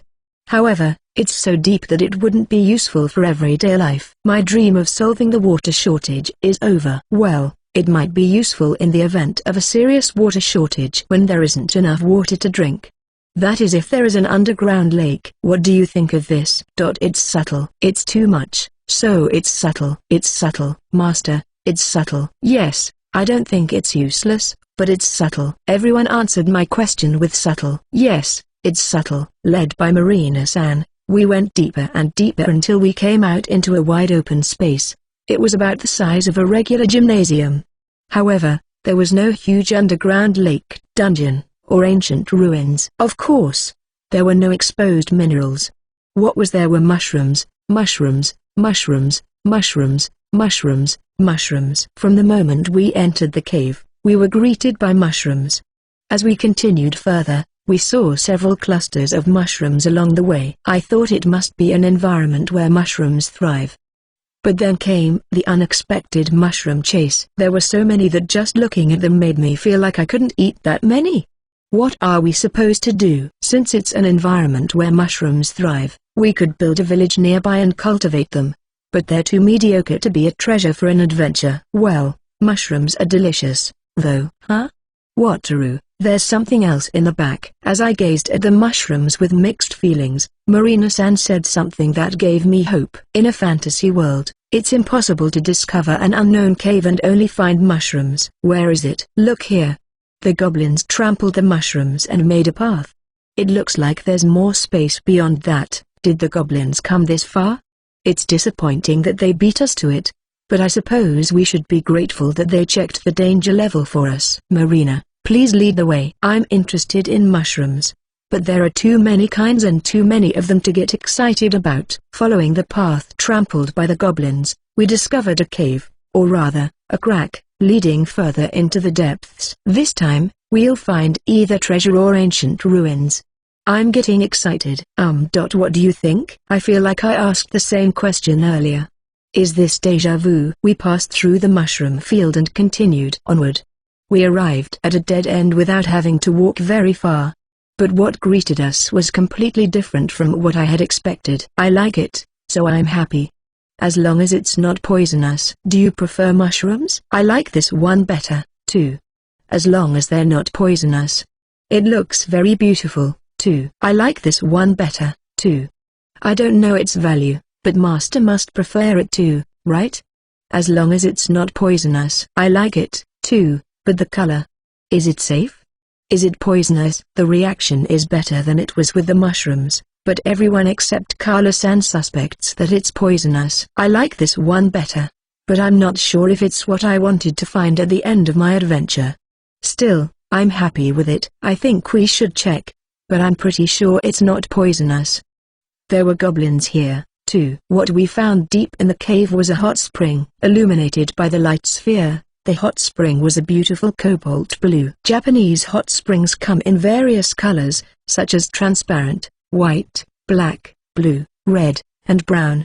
I think blue is a color that can occasionally be found in hot springs in Kyushu. Come to think of it, the goblins on Dark Elf Island also bathed in the hot spring I created. Maybe goblins like hot springs. However, they have terrible hot spring manners. They must have eaten mushrooms raw because there were pieces of mushrooms floating in the water and half-eaten mushrooms lying around outside the hot spring. Let's clean it up before we get in. I want to enjoy the beautiful water. Fortunately, the hot spring gushed out from the rocks, so washing wouldn't stir up any mud. The temperature seemed a little hotter than perfect, so it would be easy to adjust. What? Are you going in? Ins looked at me incredulously. I'll just try it with my feet first. There were blue hot springs in my former world.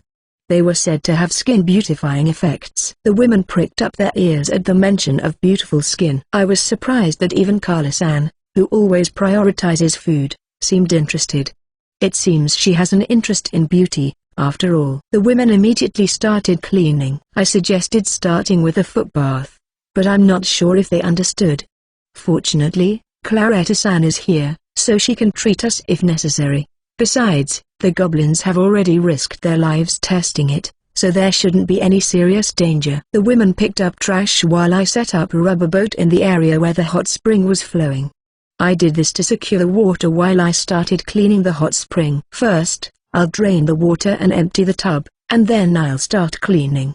I'll use the boat's cleaning tools to scrub the rocks, but maybe I should change into a swimsuit first. If I stay dressed like this, I'll definitely get wet. In the dark cave, the only light comes from the light balls. A mysterious scene appears before my eyes. After cleaning everything except the bathtub, the women join together to clean it. Since they will get wet, they naturally change into swimsuits. A strange scene emerges in the cave. Beautiful women in swimsuits scrubbing rocks with deck brushes. I feel a strong sense of immorality and my heart races. Rimo and Pent had also offered to help, but I asked them to refrain since they would end up getting directly immersed in the hot water. The women are busy purifying the parts of their bodies that have come into contact with the hot water, leaving some parts unpurified on purpose to observe the effects. I think they will be fine. Their swimsuits also look very nice. After carefully scrubbing the natural rock bath, we purified it and refilled it with hot water. Perhaps because it was a hot spring used by goblins, the women were nervous about purifying it.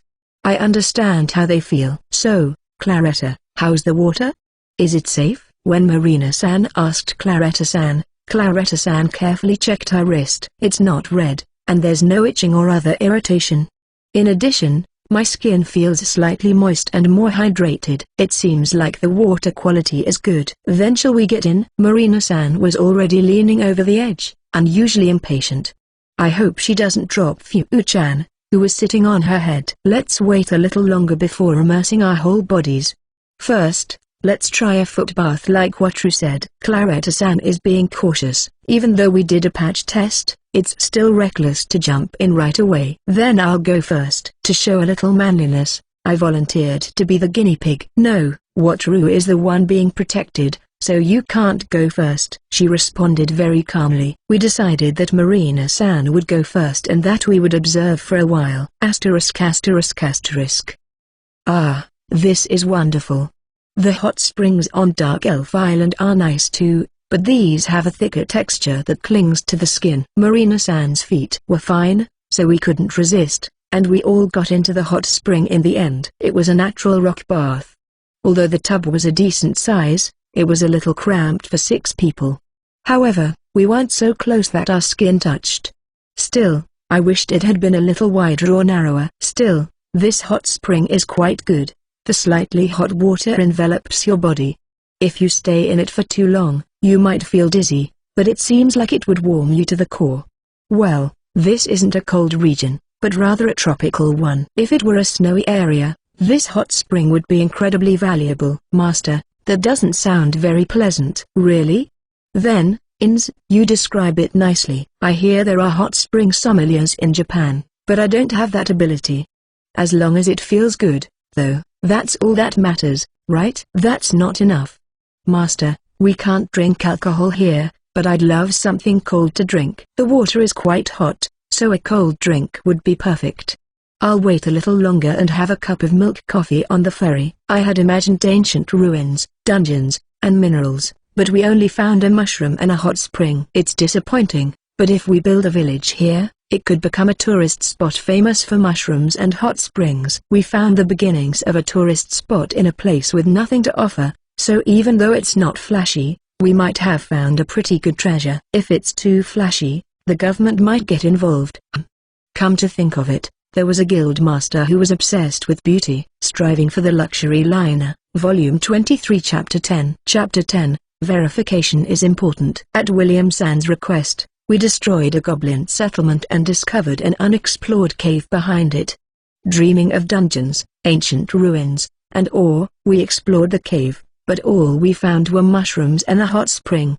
The hot spring seemed to be of very good quality, though, so it might become one of the local attractions. After soaking in the hot spring and confirming that there were no abnormalities in my body, I filled the rubber boat with hot spring water and returned to the Beastman village. The sun has already risen. Should we report to William-san before resting? It was night when we started. After exterminating the goblins, exploring the cave, and enjoying the hot spring, dawn broke. By the time we returned to the Beastman village, the villagers were busy, and the men had probably already left for the Beastman town construction site. Yeah, I'm a bit sleepy, so let's hurry up and report. Marina-san also looked sleepy. She had worked all night, and the hot spring must have made her body crave sleep. I'm pretty tired, too. However, since our time in the Aquamarine Kingdom is almost over, I want to finish their report before bed and hand the plans over to William-san and Camille-san. Oh, I should ask Camille-san to be present when I report. The problem is finding out if William-san is out in the field. When we returned to the guild, luckily, they were both in the office. I reported on the request in William-san's room. I see. Watru-san found something interesting, too. William-san nodded in admiration at our report. Just for the sake of it, I was thinking that if we built a village there, it might become a tourist attraction. What do you think? That's true. The only hot spring in the kingdom is the seawater hot spring in the village north of the capital. So Wataru-san's discovery is significant because it's the first ordinary hot spring in the Aquamarine Kingdom. The fact that it's in a cave is interesting, too. There are hot springs in the Aquamarine Kingdom, including seawater hot springs. Come to think of it, I've heard of them before but have never visited a seawater hot spring. It seems difficult to visit during this day, but I'll make it a point to visit next time. It seems like a hassle to use, but is the cave aspect interesting? Come to think of it, there are cave hot springs in Japan, and they're quite popular. I decided it would be difficult to pump the hot spring water outside, but maybe using it on site is an option. Yes, most people who go to hot springs are wealthy. They're hungry for rare experiences. A hot spring that isn't seawater and is inside a cave is quite intriguing. Hot springs have become popular attractions on Dark Elf Island, but the Aquamarine Kingdom is a country with a large population. Perhaps a large hot spring town like those in Japan will emerge. However, considering the needs of wealthy people, safety and adequate facilities are absolute priorities. If we use the cave hot springs, we'll need to hire dwarves to reinforce and construct the cave, as well as build accommodations for visitors. That will be quite costly. The cost is the issue. From Williamson's perspective, that makes sense. From my perspective, though, the question is whether I can get approval to classify it as a charitable expense. I've thought that the development so far has been questionable, but developing a tourist destination will be an even more difficult decision. It's too risky to develop a tourist destination without proper planning, so let's ask the god of commerce Sama for guidance before we start. I don't know if I can secure funds to develop the cave yet, so please investigate first. Wataru-san and William-san, don't forget to investigate the mushrooms. Some mushrooms have valuable medicinal properties. Come to think of it, we found medicinal herbs like the ones Camille-san mentioned in the Windy Cave. However, that was a special place. Above all, it was an unusual situation, with an ancient dragon nesting there. As for the mushrooms, nothing about them was unusual except for the hot spring. I don't think there are any mushrooms that amazing. At that time, I felt romantic when I heard the words ancient dragon, but now that I know the truth, I only feel melancholy. Yes, if they're edible, we can use them in cooking. If there are valuable mushrooms, we will have to consider how to proceed with the construction. Let's have a mushroom and plant expert accompany us on the survey. While I was thinking about ancient dragons, the two capable individuals were already making plans. There doesn't seem to be anything else I can do, so I'll take a break and catch some sleep. When I wake up, I'll head out to the open sea to pay my respects to the god of commerce Sama. *****. Once again, I asked Marina-san and the others to stay behind and guard Camille-san while we headed out to the open sea. This time, I summoned Chris and boarded the ship. The atmosphere here seems brighter, too, Felicia said happily as she looked around the lobby. As she said, the ship's interior is brighter due to the effects of liberating Saparabi's consciousness. I'm going to the church, so everyone else is free to do as they please. Oh, and take Remo and Pent with you. I handed Remo and Pent, who were hanging around my head and neck, to Ins and Felicia and started toward the church.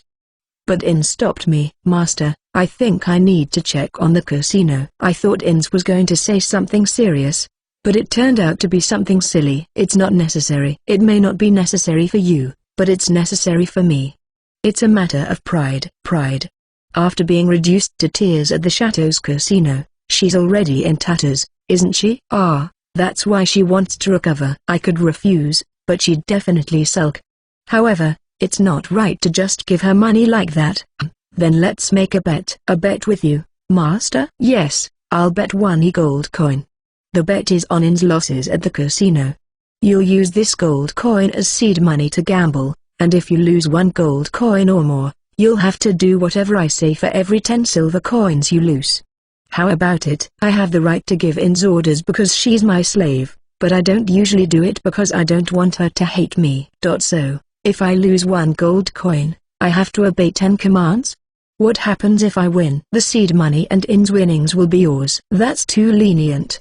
I mean, 10,000 yen for 1 command is pretty lenient to begin with. But there's a reason I chose 1 gold coin instead of 5 or 10 silver coins.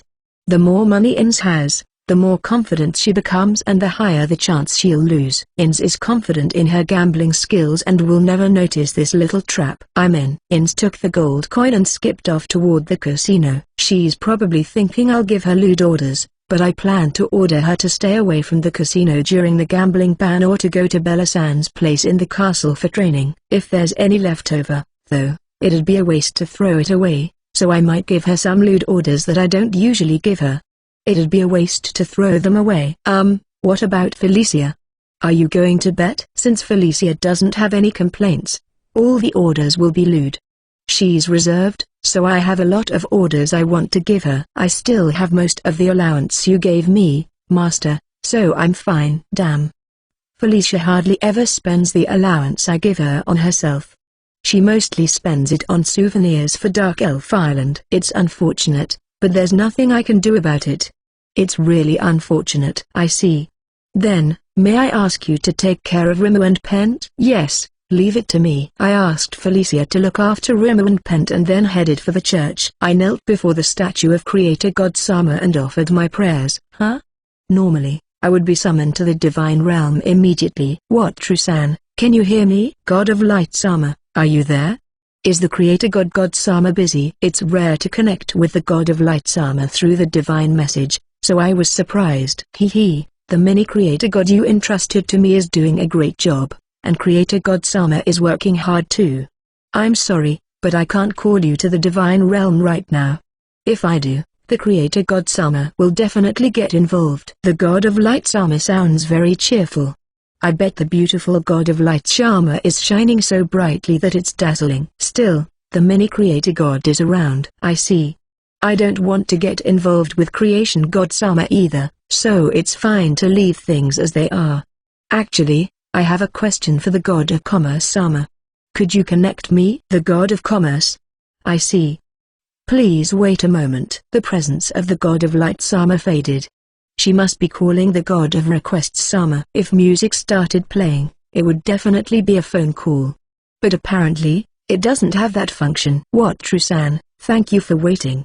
I'll connect you to the God of Commerce now. After waiting a moment, communication with the God of Light Sama was reconnected. Thank you. This is the God of Commerce. Thank you for your help the other day. Thanks to you, I was able to keep the reduction in compensation within a reasonable range. As soon as I switched, he thanked me. It seems that even the God of Commerce Sama had a hard time with the mini Creator God. I guess they don't get along very well. No, I'm glad I could be of help. The main gods I wanted to save were the God of Light Sama, the God of Gastronomy Sama, the Goddess of the Forest Sama, and the other goddesses. For this reason, I feel a little sorry when the male gods thank me. So what do you want? The conversation changed so quickly. Talking to the God of Commerce Sama makes me nervous, so I'm glad the topic changed. Actually, I'm currently building a town for beastmen as a charity project. I'm surprised you're trying to build a town, let alone an orphanage. Surprising the God of Commerce Sama is impressive, isn't it? Plus, my charity project is going well, and the consultation is progressing smoothly. Striving for the Luxury Liner, Volume 23 Chapter 11. Enjoy. Chapter 11. The reward. After returning from the cave hot spring to the Beastman's village, I reported the events to William-san and Camille-san, which sparked various discussions. I'm not sure if it can be called normal, but apparently, hot springs that are not mixed with seawater are rare in the aquamarine kingdom. Given the circumstances, I felt that I was venturing beyond the scope of charity work, so I decided to consult the God of Commerce Sama beforehand. So, regarding the scope of the charity work, I'm currently struggling with where the line is drawn between what is and isn't considered charity. I know you plan to build a town for the beastmen, as well as reservoirs, canals, fields, and villages in the surrounding area. In other words, you are considering taking on more, and you want to know if it falls within the scope of charity work? He already knew that much? If so, then he must have found out about the hot springs right away. I'm glad I came to consult with him in advance. Yes, while we were destroying a goblin settlement, we discovered an unknown cave. There are many mushrooms and hot springs there. I am thinking of developing them into a local attraction. I see. Do you think that project deviates from the scope of charity work? It's a delicate matter. While it's not entirely outside the scope of our activities since it's something we're doing to maintain the Beastman's town, it's also a business that could generate a decent amount of revenue as a tourist attraction. That's why I came to consult with you. I'm not sure if it can be considered a charitable activity. It's difficult to consider creating a tourist attraction as charitable work. I see. That's a difficult question. Under normal circumstances, it would be considered commercial. But since it's for the Beastman's future livelihood, it could be considered charitable. Even the god of commerce Sama finds it a delicate matter. It was the right decision to come and consult with him. Had I gone ahead and built the hot spring resort without consulting him, the scales would likely have tipped in favor of rejection. When it comes to matters outside my own judgment, I tend to be more objective and strict with my criteria. I'd like to believe the gods make decisions based on strict standards, but the creator god Sama is different. Since these gods were created by the creator god Sama, I find it difficult to trust them completely. However, I'll trust the three goddesses and the other goddesses completely without hesitation. Yes, but the number of beastmen seeking refuge in the Beastman's village continues to increase. If their lives cannot be protected, then our actions up until now will not be considered charity but a strategy to torment the beastmen. It's like spending money to gather beastmen in a flashy manner, only for them to suffer terribly. If that happens, I might be recognized in the future as the Beastman's natural enemy or the leader of Beastman discrimination. There have been isolationist policies on Earth, and it would be painful to be remembered as the person who implemented them. So, you want to guarantee that the development around the hot springs is charitable and not economic? Yes, I'm very anxious about how far I can go. I don't want to be left hanging. It's bad enough that kittens can't climb down from high places. It's not that I feel sorry for kittens who can't climb down, it's just that watching them get rescued is heartwarming. A kind person comes to help, but the tense standoff with a frightened, wary kitten makes it feel like you can hardly breathe. It's a real nail-biter. It has certainly grown quite large. Very well, I will recognize the hot spring development as a charitable activity. However, this is only until the foundation is established. Eventually, the beastmen must become independent and be able to conduct commercial activities on their own. He made a relatively reasonable decision without making any unreasonable demands.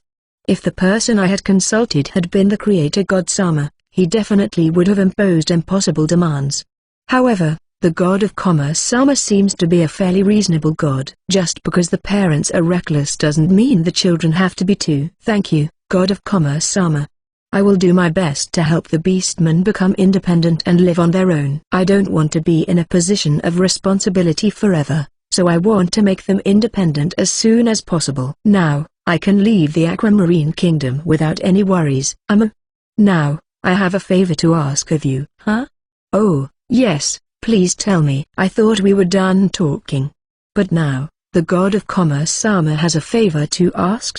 I have a bad feeling about this. The southern continent where Wataru obtained pepper has been ravaged by war, and the situation has become dire. Come to think of it, when I was trading peppers there was an uneasy atmosphere surrounding the succession dispute within the royal family. I was thinking of avoiding the southern continent for a while, but the dispute has escalated into turmoil, engulfing not only the country but the entire continent. No way. God of Commerce Sama, even if it's charity, isn't it impossible to do anything about a war?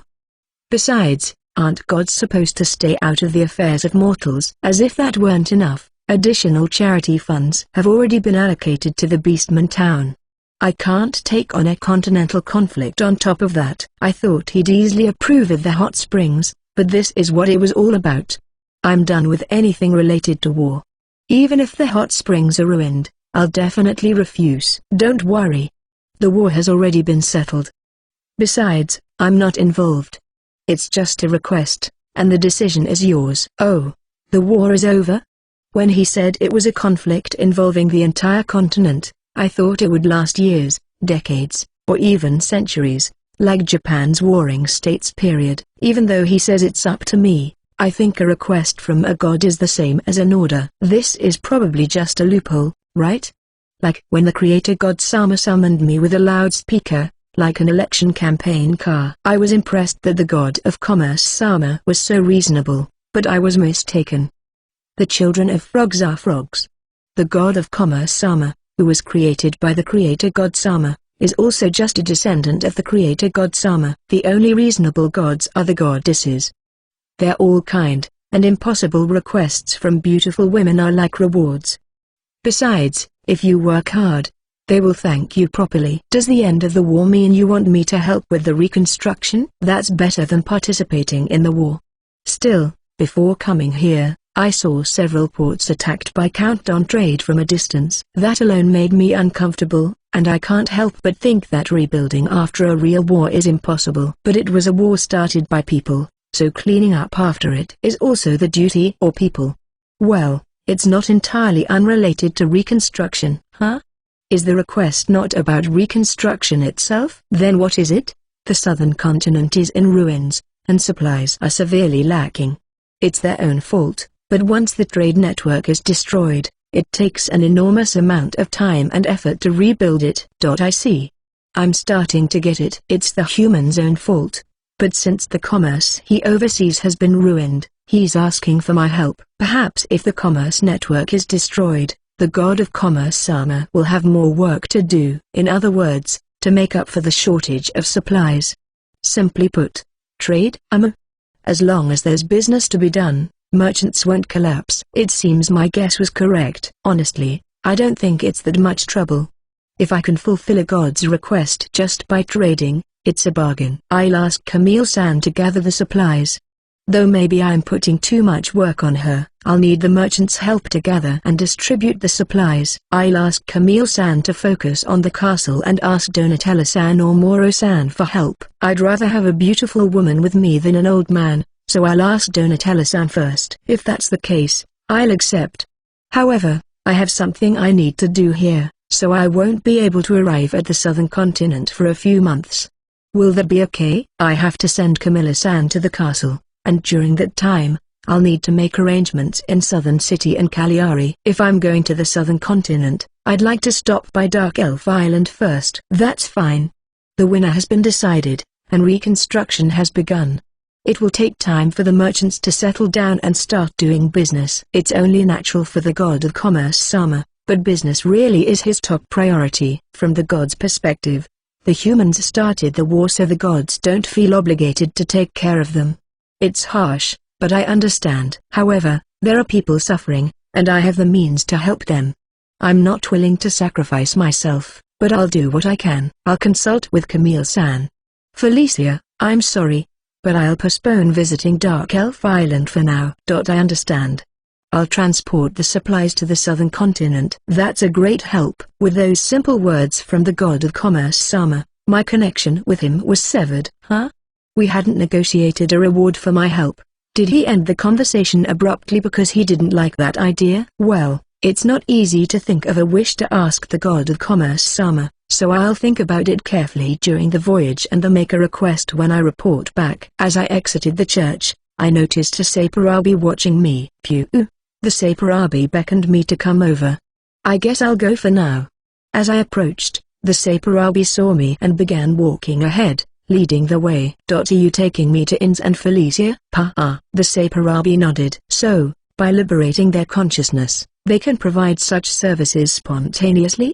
This is convenient. Thank you. We arrived where Felicia and the others were, and I thanked the Saparabi for showing me the way before we parted ways. Felicia seemed to be playing with Rimmer and Pent in the kids area. Since Saparabi was mixed in with the group and Felicia was smiling, I couldn't tell who was playing with whom. Anyway, how's Inns doing? Striving for the Luxury Liner, Volume 23 Chapter 12. Chapter 12, Camille-san and the Saparabis. I discovered a hot spring and planned to develop the area into a tourist destination. However, I wasn't sure if this fell under the scope of charitable activities, so I consulted the god of commerce Sama. He hesitated a little, but I was relieved to receive his approval. However, as is often the case, there were some additional requests that were a bit troublesome. Still, they're not too difficult, so I'll do my best. Camille-san's negotiations went as planned. On the third day, an envoy appeared and agreed to our demands.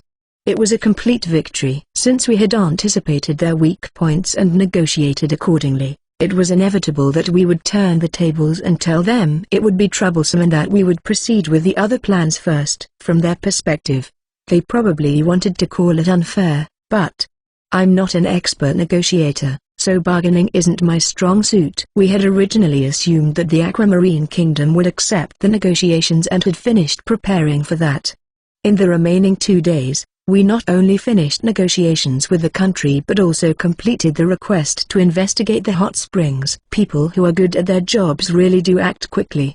By the time we visit the Aquamarine Kingdom again, William-san will probably have a plan to develop the hot springs as a tourist destination. That's why we decided to set sail from the Aquamarine Kingdom and head home. What, True-san, what's going on?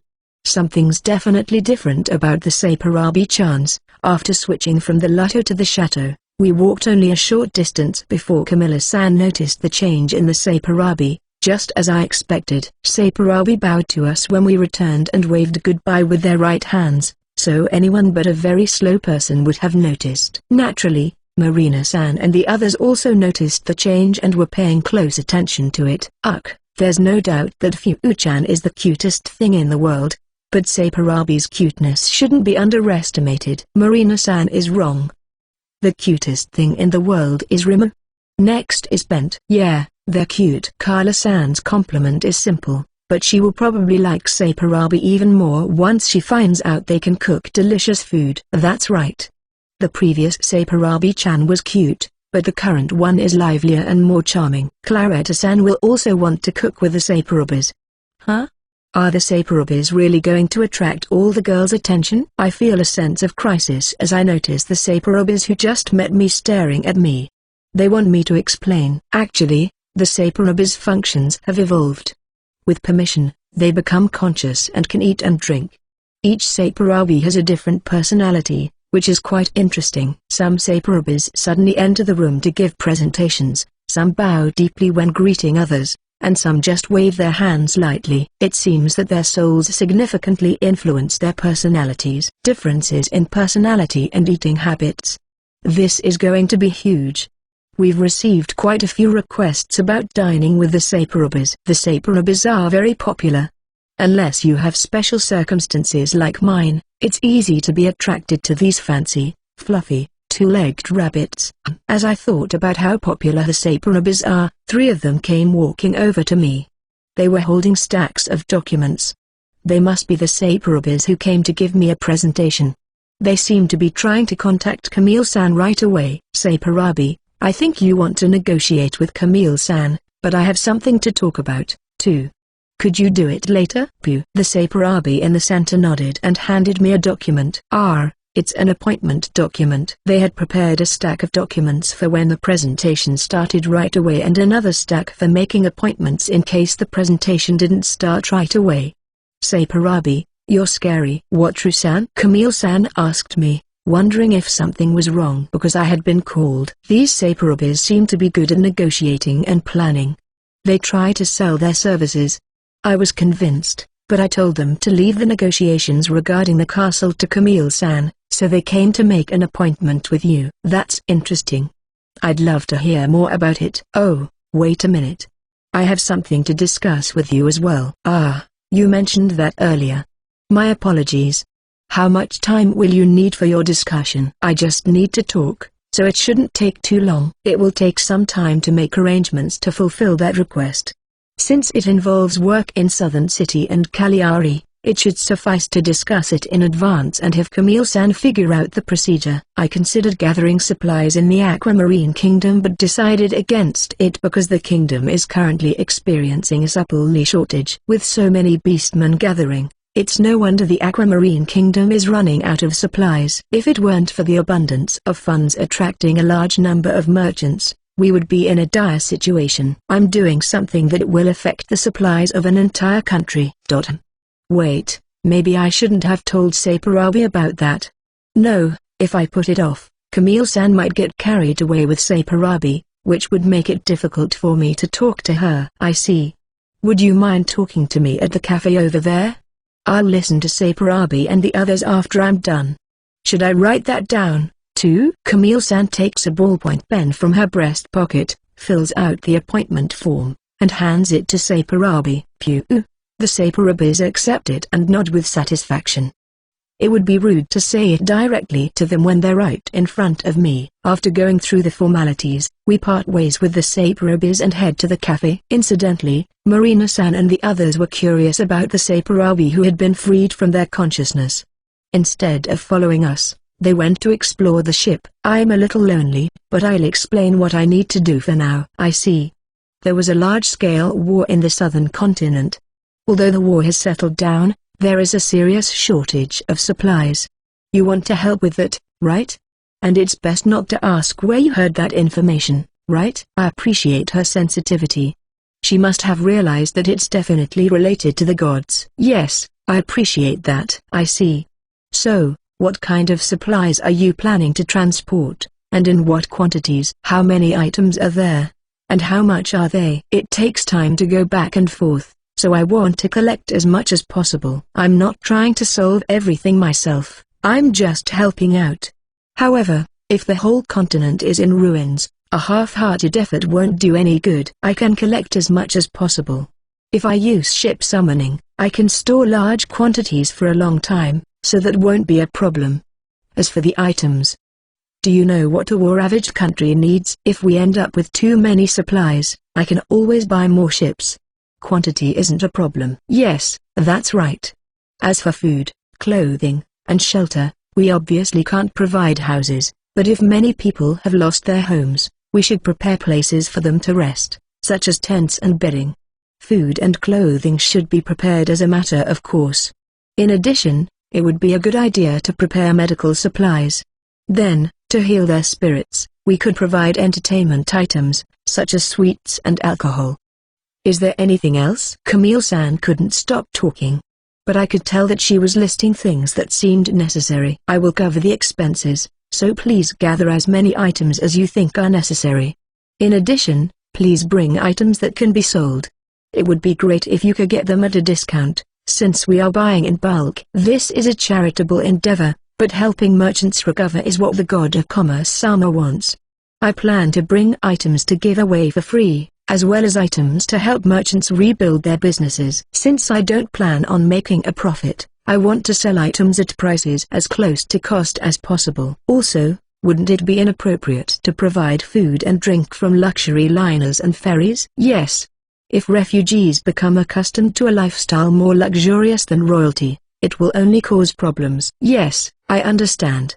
If refugees have access to delicious food and drink, they will definitely be less motivated to work. I was thinking of securing alcohol and food from this world for donations to the Beastman's town and festivals, but I'll have to put that on hold. In that case, we won't be able to gather enough from the southern city and Cagliari alone. Would it be okay to ask commercial guilds in other countries to gather supplies on a large scale? That would be fine. It would be counterproductive to gather too many supplies in one country and cause trouble for it. I understand. I'll prepare the documents so we can request supplies from the commercial guilds. Thank you. I bowed to Camille-san and stood up. As I did, the Saparabis headed toward her, so I assumed the presentation was about to begin. I thought about watching it but decided against it. It seemed like it would be difficult to understand. I walked back to my room to take a break and passed a Saparabi who was walking awkwardly. Master, did you see that Saparabi's face just now? He definitely made fun of me, didn't he? In suddenly voiced her dissatisfaction. No. Even though their emotions have been liberated, I can't tell what they're thinking just from passing by. Besides, Saparabis don't make fun of people for no reason. Even if their emotions are liberated, they shouldn't be that free. That outfit is a casino dealer's uniform. I won a bet with Ins the other day, so maybe she's projecting her feelings onto the Saparabi. Ins, you should stop betting. I'm serious. Striving for the Luxury Liner, Volume 23, Chapter 13. Enjoy. Chapter 13, Saparabi's Threat. After finishing my business in the Aquamarine Kingdom, I left. After reaching the open sea and transferring to the chateau, Camille-san and Marina-san, as expected, showed interest in Saparabi, who was now conscious. My popularity began to wane. Although I had anticipated this and spoken with Camille-san beforehand, I still felt a little lonely. We boarded the chateau, set the destination for the southern city on autopilot, and spent the night. Good morning, Wataru. Look, I headed to my favorite cafe to enjoy a leisurely breakfast. When I arrived, however, Carla-san spotted me and showed me her breakfast with a big smile. It was what could only be described as a greedy sandwich. One had so much ham and salami that it wouldn't fit in the bread, and another had so many eggs that they spilled out of the bread. There was one with 2 thick chicken steaks and plenty of cheese, and one with 2 rare steaks, tomatoes, and lettuce. If I had to name it, I'd call it a calorie bomb. That looks delicious. What's that? It looks unhealthy but definitely delicious. But it's a bit much for breakfast. Fufu, Saipurabi-chan, dressed as a chef, asked us what we wanted to eat. We asked for something luxurious and filling, and Saipurabi-chan made this for us. Claretta-san explained with a smile. I see. Saipurabi was showing off his skills. Saipurabi, you're good. Carla-san looks very satisfied. It seems that Saipurabi has won her heart. Wataru, look at my breakfast. I asked for sandwiches with different flavors, and he made these fun sandwiches for me. Claretta-san's plate doesn't hold ordinary sandwiches, but rather many bite-sized sandwiches made with square bread and filled with various ingredients. I see. Saipurabi prepared these sandwiches with Claretta-san's appetite and preferences in mind. He really understands her tastes. Don't you think these sandwiches are wonderful? The sandwich that Claretta-san showed me as her favorite was beautiful, with plenty of fresh cream and fruit slices. This fruit sandwich would definitely be popular with girls. I knew about it, but I had completely forgotten. Saipurabi stole my chance to earn some goodwill. I'm really jealous. Fruit sandwiches. They're small, but if you arrange the fruit nicely in a regular size sandwich, it looks even more gorgeous. Feeling frustrated, I added some information to show that I wasn't giving up. Did Wataru know about these sandwiches? I asked Saipurabi-chan how to make them, and he said he would teach me later. Do you want to make some together? Is Claretta-san already being taken in by Saipurabi? I expected as much, but she's being taken in faster than I thought. Sure, it sounds fun. I'll join you. For now, I'll join in and have fun with the work so I can raise my popularity. By the way, where are Marina and Camille-san? Marina-san tends to act alone, but she's often with Fu-chan in the morning. Since Camille-san came aboard this ship, she's seemed more at ease with other women, so she's probably with Marina-san and the others. Sushi in the morning? That's kind of luxurious. As I expected, Camille-san seems to have hit it off with the 3 Saipurabi. The Saipurabi's popularity is more dangerous than I imagined. They already seem to have gained the residents' trust, though, so it's difficult to ignore them. I need to come up with a plan. ******. We're almost at the southern city. The voyage went smoothly, but our countermeasures against Saipurabi didn't go as planned. In the end, we had no choice but to compromise. Instead of standing above Saipurabi, we changed our strategy to appease her and strengthen our relationships with the female members. My already low self-esteem took another hit, but the results were so effective that I couldn't help but feel a mix of emotions. The results were truly remarkable. Perhaps Saipurabi's charm has lulled the women into a false sense of security, but working together has led to livelier conversations, closer bonds, and increased physical contact. It's been a real treat. To be honest, the Saipurabis are so thoughtful that I'm slowly letting my guard down. Originally, it was a luxury liner with top-notch facilities. Now, there's a new energy. While I'm not sure if it's first class anymore, the service has improved significantly. In other words, it's incredibly comfortable. I feel like I can't endure an environment without the Saipurabis anymore. Oh, thank you.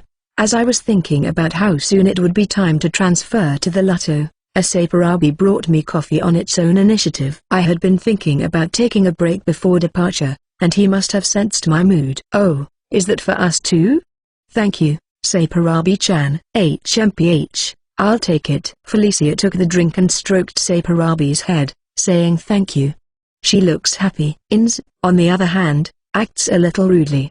Ever since she lost all her money at the casino, she has viewed Saipurabi as a rival or an enemy to be defeated. Because of this, she can't bring herself to thank Saipurabi sincerely. I think she's being childish, but the Saipurabis also try to show their superiority over Ins, so I can't blame her. Saparabi's attitude is just a strategy to provoke Ins, so she'll get money and rush to the casino. Ins rolls around in Saparabi's paw-shaped palm. As we drink our coffee and relax, the Saparabis bring Marina-san and Camille-san over. It's almost time to leave, so they probably brought them along. Saparabi is really thoughtful. Even though it's an overseas luxury liner, the service is very Japanese. Maybe it's because of my knowledge. Once everyone is gathered, we board the Lotto and repatriate the chateau. From there, it's a straight shot to the port of Southern City on autopilot. Camille-san, I've asked a lot of you, but will you be okay with your work in Southern City? During the voyage, Camille-san was busy running around. I tried not to get in her way, but she was accompanied by 3 Saparabis and several others, looking like a group of civil servants. They felt more like Camille-san's subordinates than my support system, and I couldn't ask them to do anything. Everything is in order. I finished all the documents for the regular route to be submitted in Southern City. Not only did I finish the presentation materials, but I also finished the various documents to be submitted in Cagliari and the instructions for using the Saparabi on the castle. I've also prepared a list of supplies to gather and documents for price negotiations, so please rest assured. Camille-san looked very energetic. She looked like someone who was supported by excellent staff and enjoyed her work. In fact, she was finishing her work at a rapid pace. It seemed that she had finished all her work except for the unavoidable meetings on board the ship. How long will you be staying in Southern City? Well, I think the guild-related matters will be finished quickly. However, I also have to report to the Southern Count, so it depends on when that meeting will be.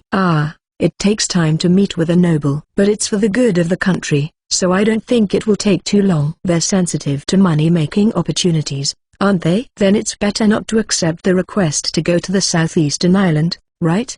I enjoyed camping on that island, but I can't prioritize camping over keeping Camille-san waiting. The Southern City is my hometown. Even if Wataru-san isn't there, I'll have things to do after I finish my business, so it's fine with me. Oh, that's fine. In that case, I'll take her up on her offer and relax while camping. I'm afraid that if I spend too much time with Saparabi, I'll become completely decadent. Life on this luxury liner is like a dream come true. Every meal is served to me, and I'm living in a state of blissful complacency. Then I'll accept the request. Camille-san, please relax and enjoy yourself when you have time. She should be able to find time to meet up with her friends here. If we wait for her, she'll probably prioritize us, and I think it's better for both of us if we go out. I should bring some alcohol as a souvenir for the rough blacksmith. I bought a magic knife, so I feel a little guilty. Yes, I'll stop by and see my friends if I have time. Camille-san smiled. I feel like I've gotten to know her quite well during this voyage. She's always treated me with respect, but lately, I've started to sense a sense of familiarity in that respect. Well, she's become closer friends with Saparabi than I am. Saparabi's efforts have made me somewhat popular, but this could be my chance. The hot sandwiches and wood plank grill at the last campsite were a big hit. If I can prepare good camp food this time, maybe I'll become more popular than Saparabi. All right, the goal is set. This time, I'll capture the hearts of the women for sure. Is there still a camping magazine that someone left in the rubber boat? I'll read it thoroughly when I get the chance. Striving for the Luxury Liner, Volume 23 Chapter 14. Chapter 14, I want it to be bold yet delicate. After finishing my business in the Aquamarine Kingdom, I set off on my return journey. Everything went smoothly until then. However, during the voyage, Saparabi completely captured the women's attention. Though it was embarrassing, I gave up trying to regain their attention. Instead, I used Saparabi to maintain communication with the women. It wasn't all bad, but I would prefer to attract attention on my own. Upon arriving in the Southern City, Camille-san immediately headed to the Commercial Guild. Marina-san and the others accompanied her. I pretended to relax on the Lotto, but I was thinking hard about what to do on the southeastern island. How should I entertain the women and make them happy? I considered preparing a luxurious meal, even though we were camping. But, honestly, they could eat a luxurious meal on the luxury liner. A luxurious beef or red wine stew would be unexpected yet stylish, but I don't think it would be that exciting since they can be eaten normally on the luxury liner. Are there any delicious, fun camping foods? No matter how hard I try, I can't think of anything. Inevitably, Ins and Felicia will find out what I'm planning, so I'll give up and rely on camping magazines for inspiration. I'll read the camping magazine thoroughly while I'm in the rubber boat. I see. It's possible to make camping look stylish by paying attention to interior design. However, there's a problem with the equipment. Although there aren't many people on the southeastern island, there are quite a few adventurers and people who accommodate them. I'd feel awkward using earth tools in front of them. Besides, the Saporobas excel at creating stylish dishes, so I'd be at a disadvantage competing in that area. Should I go with the menu around here? Then I could make dishes that look like hearty meals for men but are exciting, thrilling, and delicious. Everyone would enjoy that. However, it seems like it will require quite a bit of preparation. Marina-san and the others are supposed to come back after finding work, so I don't know when we'll leave. I'd better start preparing now. Master, are you going to cook? Yeah, just a little. I'll help you. Well, I guess I have no choice. I'll help, too. When I head to the kitchen, Ins and Felicia offer to help. I can tell they want to help with the cutting and chopping, but it is too difficult for Remo and Pent. I ask them to play in the living room instead. Now, let's start with the first dish. It's simple but looks impressive and supposedly delicious. First, I'll cut the vegetables. Oh, the magazine said that a special tool would make the second dish easier to prepare. I was thinking of using substitutes for the third dish, but since we're at it, I'll have them make the real thing. Ins, wait a minute. I stopped Ins, who was trying to help, and quickly drew a diagram of the necessary tools on a piece of paper, noting the sizes and quantities. Normally, one would be enough, but the women all eat a lot, so I'll order 3. The third dish is a large portion, so 2 should be enough. Ins, take this and some souvenirs, and place an order with that shrewd blacksmith. Tell him to hurry because we may need it soon. What's this? Well, okay. I think he'll complain, but what should I do if he refuses? Ins looked puzzled at the diagram. That's fine, but it's a simple job, and that blacksmith does seem like the type to complain. If that happens, tell him we'll ask the guild master again and that it'd be easier to make it from scratch. I don't really understand, but the blacksmith can't go against the guild master, so the order will probably go through in the end. It's important to have connections with people in power. Got it. I'll go take care of it. I sent Ins on an errand, and then Felicia and I got ready. Master? Do you just want me to make a cut in it, or should I cut it up? No, just make a light cut. We'll roast it whole. Felicia will take care of the vegetables, so I'll season the meat. This time, there are many dishes, so the prep work is quite extensive. The third dish is especially difficult because it uses a lot of meat, but everyone will be happy. As for the fourth dish, it's soup, but I'll use a Dutch oven to make it delicious. It's a local dish, so it should be fine. I'm back. While I was preparing the food, Ins returned with her luggage after quite some time. Welcome back, Ins. Thank you. It looks like you were able to take care of everything. Yes. He complained as expected, but when I mentioned the guild master, he reluctantly started working. He has quite a weakness. That stubborn blacksmith has no luck. You must never show weakness to the master of the commercial guild. I think I made it properly, but please check it. As I trembled at the thought of the guild master discovering my weakness, Ins asked me to check the item. I can't make a final decision until I try it, but it looks like what I ordered. The Japanese one was made of stainless steel, so I'm worried about how it will turn out with iron. Well, I'm sure it will be fine. Yes, it's excellent. Thank you, Ins. It's no trouble. By the way, are you done cooking? No, it'll take a little longer. Can you help me? Sure. Now that I have the tools, I can start adding the final touches to the third dish. It's quite difficult, but it'll make a big impression, so I'll use it to boost my popularity. Asterisk asterisk asterisk. Thanks to my connections at the top of the Merchant Guild, I was able to accept a request from the Southeastern Island immediately. Unfortunately, Camille-san couldn't come, but if Marina-san and the others give the event good reviews, I might hold the same one on the ship. I'd also like to treat Alessia-san and the others. The next morning, we arrived at the Southeastern Island on the Japanese-style boat. I greeted Guido-san as usual and borrowed a tent raft. Then we'll go explore. Alright, be careful. We're treating you to a feast tonight, so please come back before sunset. I moored the boat and saw Marina-san and the others disembark, or so I thought. Wataru, what's the feast? Kala-san jumped in. I think I chose my words poorly. Hee, it's a surprise for when you get back. But it's delicious meat. I'm feeling confident, so I'll raise the bar and get everyone excited. I can't play it safe like I usually do if I want to prove my worth. Marina, let's explore tomorrow. No way. Wataru, hurry back. Ahaha, yes, excuse me. While Marina-san and Claretta-san were stopping Kala-san, I moved the Japanese-style boat and returned to the tent raft. She was really planning to take a break. Master, is everything ready? There were many grills lined up on the tent raft's terrace. Since we're having a meat feast this time, we need a lot of them.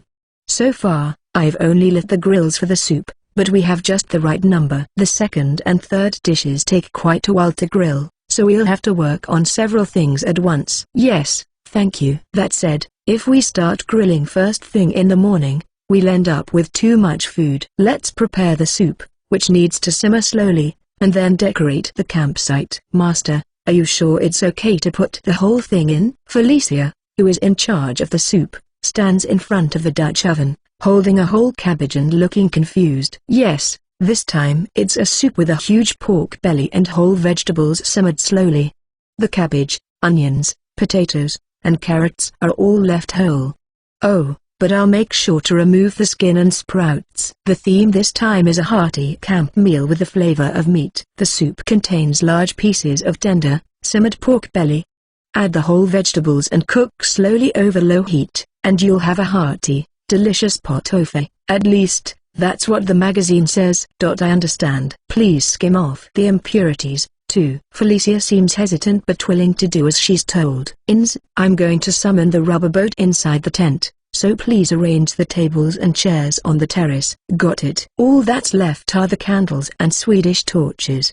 Since today's main event will be after dark, I want to put some effort into the lighting. LED lights would be too noticeable on the southeastern island, and I think light spheres would clash with today's theme, so I've decided to use fire. Fire has a primitive charm that fits perfectly with the hearty meat theme. Next is the tableware. I prepared stainless steel tableware to match the theme. I considered wooden tableware, but since it's the norm in this world, I chose stainless steel for a change. Oh, I need to lay the tablecloth before arranging the tableware. The theme is bold, but if I focus on that alone, the table will look too rough and lose its boldness. The key is to be bold while paying attention to the details. Okay, I think that's everything for the preparations. The soup is going well, and the first dish won't take much time, so I'm okay for now. But I should start cooking the second and third dishes soon. The second dish just needs to be prepared and then cooked slowly. The third dish, however, takes more effort. I'll ask Ins to help me. I can see Marina-san and the others on the beach. It looks like they came back before sunset, just as I asked. Wataru, did you make dinner? Before I can respond, Kala-san asks me a question. Seeing Marina-san and Claretta-san smile wryly, I guess Kala-san couldn't stop thinking about dinner all day. Everyone, welcome back. I'm glad you're all safe. Kala, the meal is almost ready. It should be ready by the time you get out of the bath. I made a reservation, so don't worry. Wataru, bath. I want to hurry up and take a bath. I need to get the bath ready, so I can't go straight there. But I'm happy that she's looking forward to it so much. Striving for the luxury liner. Volume 23 Chapter 15 Chapter 15, Camping Magazine. Amazing. Upon arriving in the southern city, I decided to visit the southeastern island while Camille-san was working. There, I planned to win over the women taken by the Saparabi by preparing a hearty camp meal inspired by a magazine article in hopes of regaining their attention. The cooking went well, but I wondered if they would like it. I was starting to feel a little nervous. I picked up Ins, Felicia, and Marina-san, who had just stepped out of the bath raft in a traditional Japanese-style boat. Since it was a party after the bath this time, I invited all the women to join. 5 beautiful women in their bathrobes. They were amazing to look at, but it would have been even better if Alessia-san and the others who stayed in Lucca and Camille-san, who stayed in the southern city, were here, too. It's a shame they couldn't make it. We arrived at the tent raft I had rented. Wow! It looks delicious. When we arrived at the tent raft, the first thing that caught my eye was the Swedish torches and scattered candles. However, Carla-san's gaze was fixed on the meat. Well, I guess that's understandable. While we were cooking, especially after we started cooking the meat, we attracted the attention of the nearby resting adventurers. Guido-san also came to visit the tent raft and looked at us with envy. I promised to give him some if there were leftovers. I said there might not be any left, but we prepared quite a lot this time, so there should be plenty. Probably. Wataru, hurry up. Carla-san is cute and acts like a child. Her reaction is unbeatable, but Marina-san, Fu-chan, and Claretta-san seem to be enjoying themselves too, so I'm satisfied. Okay, let's start with the first dish. Please take your seats. Beer is fine to drink, right? Everyone nodded, so I served ice-cold bottled beer in ice-cold copper mugs. There are pros and cons to beer that's too cold, but I think this temperature is just right after a bath. Well, I haven't taken a bath yet, though. Cheers. We clinked our mugs loudly and took a big gulp of beer. I worked hard today, so this beer tastes amazing. The women finished their beer and exhaled contentedly. I left the refills to Felicia and served the first dish. It looks so delicious. Wataru, how do you eat it? Carla-san looked very excited. Well, you can cut it if you like, but today's theme is eating meat heartily. I think it's best to hold the green part in your hand and bite into it from one end. It's a bit rude, but it's okay since we're outdoors. Let's eat. Carla-san holds the green part in her hand and bites into it. Oh, it's delicious. The meat is fragrant, and the green onions inside are melt in your mouth tender. This is interesting. Yes, it doesn't look like it took much effort, but it's as appealing as an elaborate dish. It goes perfectly with beer. Master, it's delicious. The first dish is a bold menu item, a pork roll with a whole green onion inside. Before wrapping the meat around the green onion, make a slit in it. Then, wrap the pork belly around the green onion without leaving any gaps. According to the camping magazine, the pork is slowly grilled over charcoal, allowing the fat and meat juices to meld with the steamed green onions and create an indescribably delicious combination. Judging by the women's reactions, the magazine was spot on. Not wanting to be outdone, I grabbed a green onion with my hands and shoved it into my mouth. Melt in your mouth goodness. This is good. I chewed heartily and washed it down with beer. Perfect. If I had to nitpick, I wish I had spread garlic paste on the pork belly.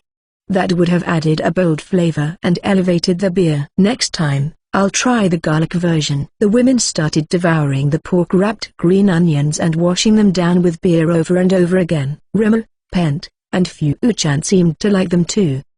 They were eating the green onions like they were potato snacks. I made 2 for each person, but they'll be gone in no time. It's about time to move on to the second dish. Now, everyone, look here. I called out to get their attention and lifted the pot that had been covering the grill. What appeared inside was a whole roast. Yes, it was a whole roast, just as Carla-san said, but something was different. Is that a beer can? Why? Marina-san noticed that the seasoned whole chicken had a beer can stuck halfway into its rear end and had been carefully grilled like that. The stubborn blacksmith made the chicken stand to stabilize the chicken on the grill with the beer can stuck in it. Thanks to that, the chicken was beautifully roasted, giving off a fragrant aroma and turning golden brown. When I saw this dish in a camping magazine, I immediately wanted to try it. At the same time, I wondered why anyone would do such a thing. However, it certainly makes an impression. According to the magazine, the boiling beer seeps into the chicken, making the inside flavorful and juicy while crisping the skin. This time, I prepared 3 chickens. Apparently, it's better to wrap them in aluminum foil and let them rest for about 10 minutes to let the juices settle. However, not only could Carla-san not wait, but the other women, plus Rimmer, Pent, and Fu-chan, couldn't either, so we decided to eat the first chicken right away. The remaining 2 will be prepared according to the magazine, and it'll be interesting to taste the difference after letting them rest. I changed the seasoning for each chicken, so I don't know if I'll be able to tell the difference. The first chicken is seasoned with salt, pepper, and garlic, a surefire delicious combination. The second is herb chicken with various herbs, and the third is curry chicken with curry powder. These are also surefire delicious combinations. I've never disassembled a whole roasted chicken before, but I have a Norichalcum knife. Even if I can't neatly disassemble it at the joints, it doesn't matter because I can just cut it up with the bones. This is a dish called beer can chicken. I serve it to the group and share some trivia I read in a camping magazine. Everyone looks at me with admiration. No, they just want to eat. Now, please enjoy. Wataru, this is delicious. Well, Carla-san, I'm glad you like it, but I'd appreciate a more detailed evaluation. Oh, you're still eating. I see. The texture of the skin, the tenderness of the meat, the aroma of the grains from the beer, and the mixture of salt, pepper, and garlic all come together to create an explosion of flavor. I'd like to try making this myself. Claretta-san evaluates it with sparkling eyes. Let's make it together next time. Yes. Claretta-san's reaction was as expected, but it was still nice to hear. I continued tasting the herb and curry flavors I had let sit. The seasoning was just right, and it was very popular as well. I hadn't noticed it myself, but it seemed that letting it sit had made it more moist. Before the last main dish, here's the soup. I carried the Dutch oven to the center of the table and opened the lid. All the vegetables are whole. It's interesting, but are they cooked through? Marina-san bites into a whole vegetable. She likes vegetables more than I thought. It's been simmering slowly, so they're fine. I cut the cabbage into equal pieces and arranged the other vegetables on a plate. Then, I cut the large piece of pork belly into equal pieces and served it with the soup on a plate. Authentic pot tofu is supposed to be enjoyed with the ingredients and the soup separately. However, my pot tofu is just a knockoff, so I enjoy the ingredients and the soup together. This soup has a comforting flavor. The seasoning is different, but I've liked the taste of Wataru's soup ever since I used to visit the southeastern island. Yeah, I like Wataru's soup, too. Tremor likes it too. I'm glad they liked the taste. Apparently, the soup I make has a gentle flavor. Also, I think Tremor said he liked it because he's competitive with Marina-san. I feel like I'm going to bleed from my nose. Then I'll prepare the last main dish. After taking a break, I prepared the last main dish. Are you going to cut it? When I put the knife to the meat, Carla-san said something surprising. Huh? The main dish this time is a doner kebab. Did Carla-san imagine herself biting into this chunk of meat? I understand how she feels, but I don't think even she could do it.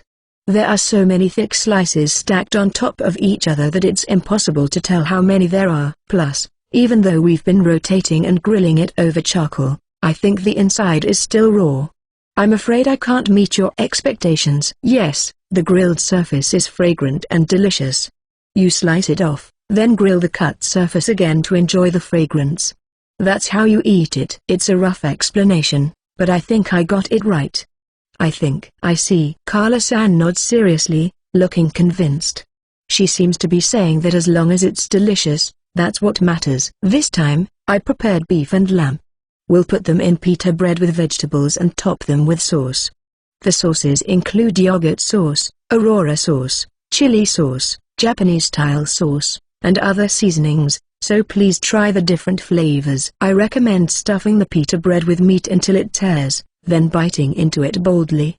We've prepared plenty of pita bread, so eat until you're full. It seems to be a big hit with not only the women I was targeting but also Rimu, Pent, and Fu-chan. Camping Magazine, you're amazing. Striving for the Luxury Liner, Volume 23 Chapter 16. Enjoy. Chapter 16, Merchant Spirit. To make the women happy, I used a camping magazine to my full advantage during our stay on the southeastern island. Thanks to that, Carla-san, who was particularly impressed by the meat, as well as Marina-san, Claretta-san, Rimu, Pent, Fu-chan, and Evenins and Felicia, were all pleased. The camping magazine is amazing. The camping trip was a huge success. I guess only Rimu and I thought it was camping. The girls probably saw it as work. Still, activities related to May cuisine are definitely popular with the girls. I'd like to continue using these activities to boost my popularity, but the problem is that there aren't many opportunities to visit the southeastern island. This time, we're just choosing Camille-san's break time at work, and we don't know when the next opportunity will be. We'll arrive in Southern City soon, so I'll check Camille-san's work schedule and hope we get 1 or 2 chances. But this time, I saw a ray of hope. The girls like meat. Based on my general impression, I'd say girls like healthy food and sweets, but here, they're adventurers in a different world. They're similar to athletes who don't consider the danger to their lives. I think I heard on a sports program that meat and protein are important for athletes to maintain strong bodies. Probably luxurious and stylish dishes and desserts are best left to luxury liners and other ships. I should go in a different direction. However, even though there are magazines about camping, I don't have many recipes or opportunities to try them. I thought it was a difficult problem, but I immediately came up with a simple solution. It's something that wouldn't be on the menu of a luxury liner or ferry, but girls would enjoy it. I call it men's food. With men's food, I can say that I made it because I wanted to eat it so I wouldn't have trouble treating the girls to a meal. I can even invite Claretta-san to join me in the kitchen. It's the perfect idea. I want to check the magazine I set aside, but there are girls around on the Japanese-style boat right now. I'll do it later. Luxury liner and ferry offerings change occasionally, just like in movies, so I'll make sure to check more often to ensure I don't miss any cooking magazines. What should I make? My standard meals for men are curry with carriage and braised pork, but those can be eaten on a ship. I'd like to make something simpler, delicious, and dreamy. Master, I can see the southern city. As I search for recipes in my head, Ins calls out to me. Autopilot is convenient, but if I'm not careful, the Japanese-style boat could accidentally sail into the harbor, so it's helpful when she calls out. Usually, there's no need to be so cautious, but the steering wheel is visible on Japanese-style boats. This time, there's also a large catch at the front of the boat, so I need to be careful. I only make mistakes occasionally, so I cover the catch to keep it out of sight. However, my track record and the elegance of the women on board inevitably draw attention. This increases the likelihood that someone will notice the boat moving on its own, even though I'm not at the helm. Urban legends are fun to hear about, but I'd rather not be the subject of one. Thanks, Ins. I thanked her, stood up, and pretended to steer the boat properly. Actually, I was steering it properly. We've arrived. Everyone, thank you for your hard work. I docked next to the Lotto and called out to everyone. The girls got off the boat one by one, thanking me as they did. It's normal, but it's nice when people thank you for your hard work. Actually, it was mostly autopilot. I only steered at the end. Marina-san and the others are going to unload the catch and report to the commercial guild, so we'll rest on the Lotto. Is Camille-san there? When I boarded the Lotto, she wasn't there. I'll relax and play with Rimu and the others until they return. What, True-san, welcome back. While I was playing with Rimu and the others, Marina-san and Camille-san returned. It seems Camille-san was at the commercial guild and came back with Marina-san and the others. That's fine, but Camille-san's expression looks a little cloudy. Camille-san, is there a problem? Camille-san, who rarely shows disadvantageous emotions as a merchant, looked worried. It was a beautiful and rare sight, but I hoped there wasn't a problem. Has someone appeared again to complain about the regular route and try to squeeze more profit out of her? Something unexpected did happen, but did it show on my face? That's not good. As a merchant, I must reflect on my actions. Wait, she says she needs to reflect, but she doesn't seem to think she failed that badly. It's more like the feeling of licking her lips at the thought of prey caught in a trap. Oh, but aren't foxes carnivores? Or are they omnivores? Never mind, their diet doesn't matter here. This is it. She showed both a worried expression and the face of someone who's caught their last prey. Camille-san sometimes does things like this. Probably because I'm an inexperienced merchant, and she wants to train me. My ship summoning skill is a cheat. But I'm not a cheat myself, so she wants me to become a reliable boss. I'm not entirely ungrateful, but many situations are too difficult for a peace-loving Japanese college student like me. I hope she doesn't expect too much of me. My only means of self-defense is hiding in the safety of my ship. So, what was the unexpected situation? Something to do with the regular route, right? I sit on the sofa, pour myself a drink, and try resetting the mood. Camille-san seems relaxed, so it probably wasn't anything serious. With the southern continent to worry about, there can't be too many complications. About when I met the southern count. Camille-san looks troubled and stops speaking. Huh? She really seems troubled. Is she acting? I'm getting confused. It seems that the king wants to board the castle. Huh? It seems that the king wants to board the castle. Apparently, he wants to enjoy the voyage while holding talks with the leaders of various countries. Thinking I didn't understand, Camille-san repeated herself and added more information. But that's not it. That's not what it is. There's no way. It's impossible for the king of a country to travel by ship with a merchant, right? The other girls, besides Camille-san, are surprised, too. So, I'm not wrong, am I? Even on Earth, a more peaceful place than this world, a country's leaders' movements are newsworthy. I have heard of them going abroad on official visits, but that's on Earth, where it's safe. In this world, with its raging wars and monsters, the conditions must be even more difficult. Your reaction is understandable, Wataru-san. It's understandable, but various circumstances have come together, and the discussion has progressed to the stage of positive consideration. Does positive consideration mean just a Japanese-style discussion that ends there, or serious, genuine consideration? What kind of situation would allow the king to leave the country? As I lost my words, Ins interjected with a brilliant remark. Yeah, that's right. That kind of situation is impossible. First, the queen and the other female members of the royal family have shown strong interest in luxury liners. I see. It's all about beauty-related things. I understand. And then there's the safety of the luxury liner. There's no doubt they'll ask for confirmation again, but they seem to think adding a contract with the god of commerce Sama will guarantee safety. Ah, I see. Luxury liners have very strict restrictions on who can board and disembark. The dignitaries from other countries who are interested in luxury liners know this better than anyone. Apparently, they're trying hard to gather information by any means necessary. Since information is completely blocked, they must feel confident about the ship's safety. I'm confident in the ship's safety, but I understand why people who don't know that might think it's okay to limit the number of passengers and combine tickets with a contract with the god of commerce Sama. Whether or not I welcome that is another matter. Can't you refuse? I don't want to get involved in such troublesome matters.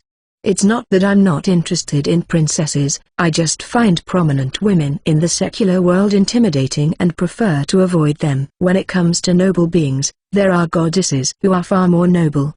However, I'm not particularly interested in social status. It is possible to refuse. Wataru-san is in a much higher position when it comes to ships. Oh, it is possible.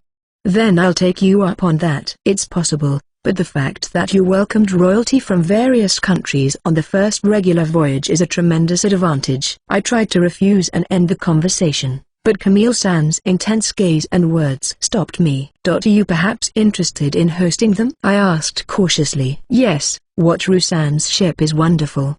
Even if we decline this offer, there won't be any major issues, and the discussion will proceed as planned. Well, the advantage of a luxury liner is kind of like cheating. However, it's not easy to demonstrate that clearly to the world. Considering that, this is a perfect opportunity. I'm not sure if it's necessary to show it to the world. But, considering the god's intention for the castle to be revealed, it's not a bad proposal. We could provide elegant cruises to kings from various countries.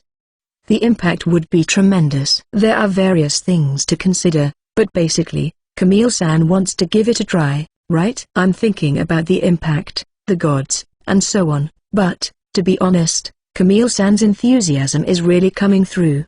Her business spirit is burning brightly.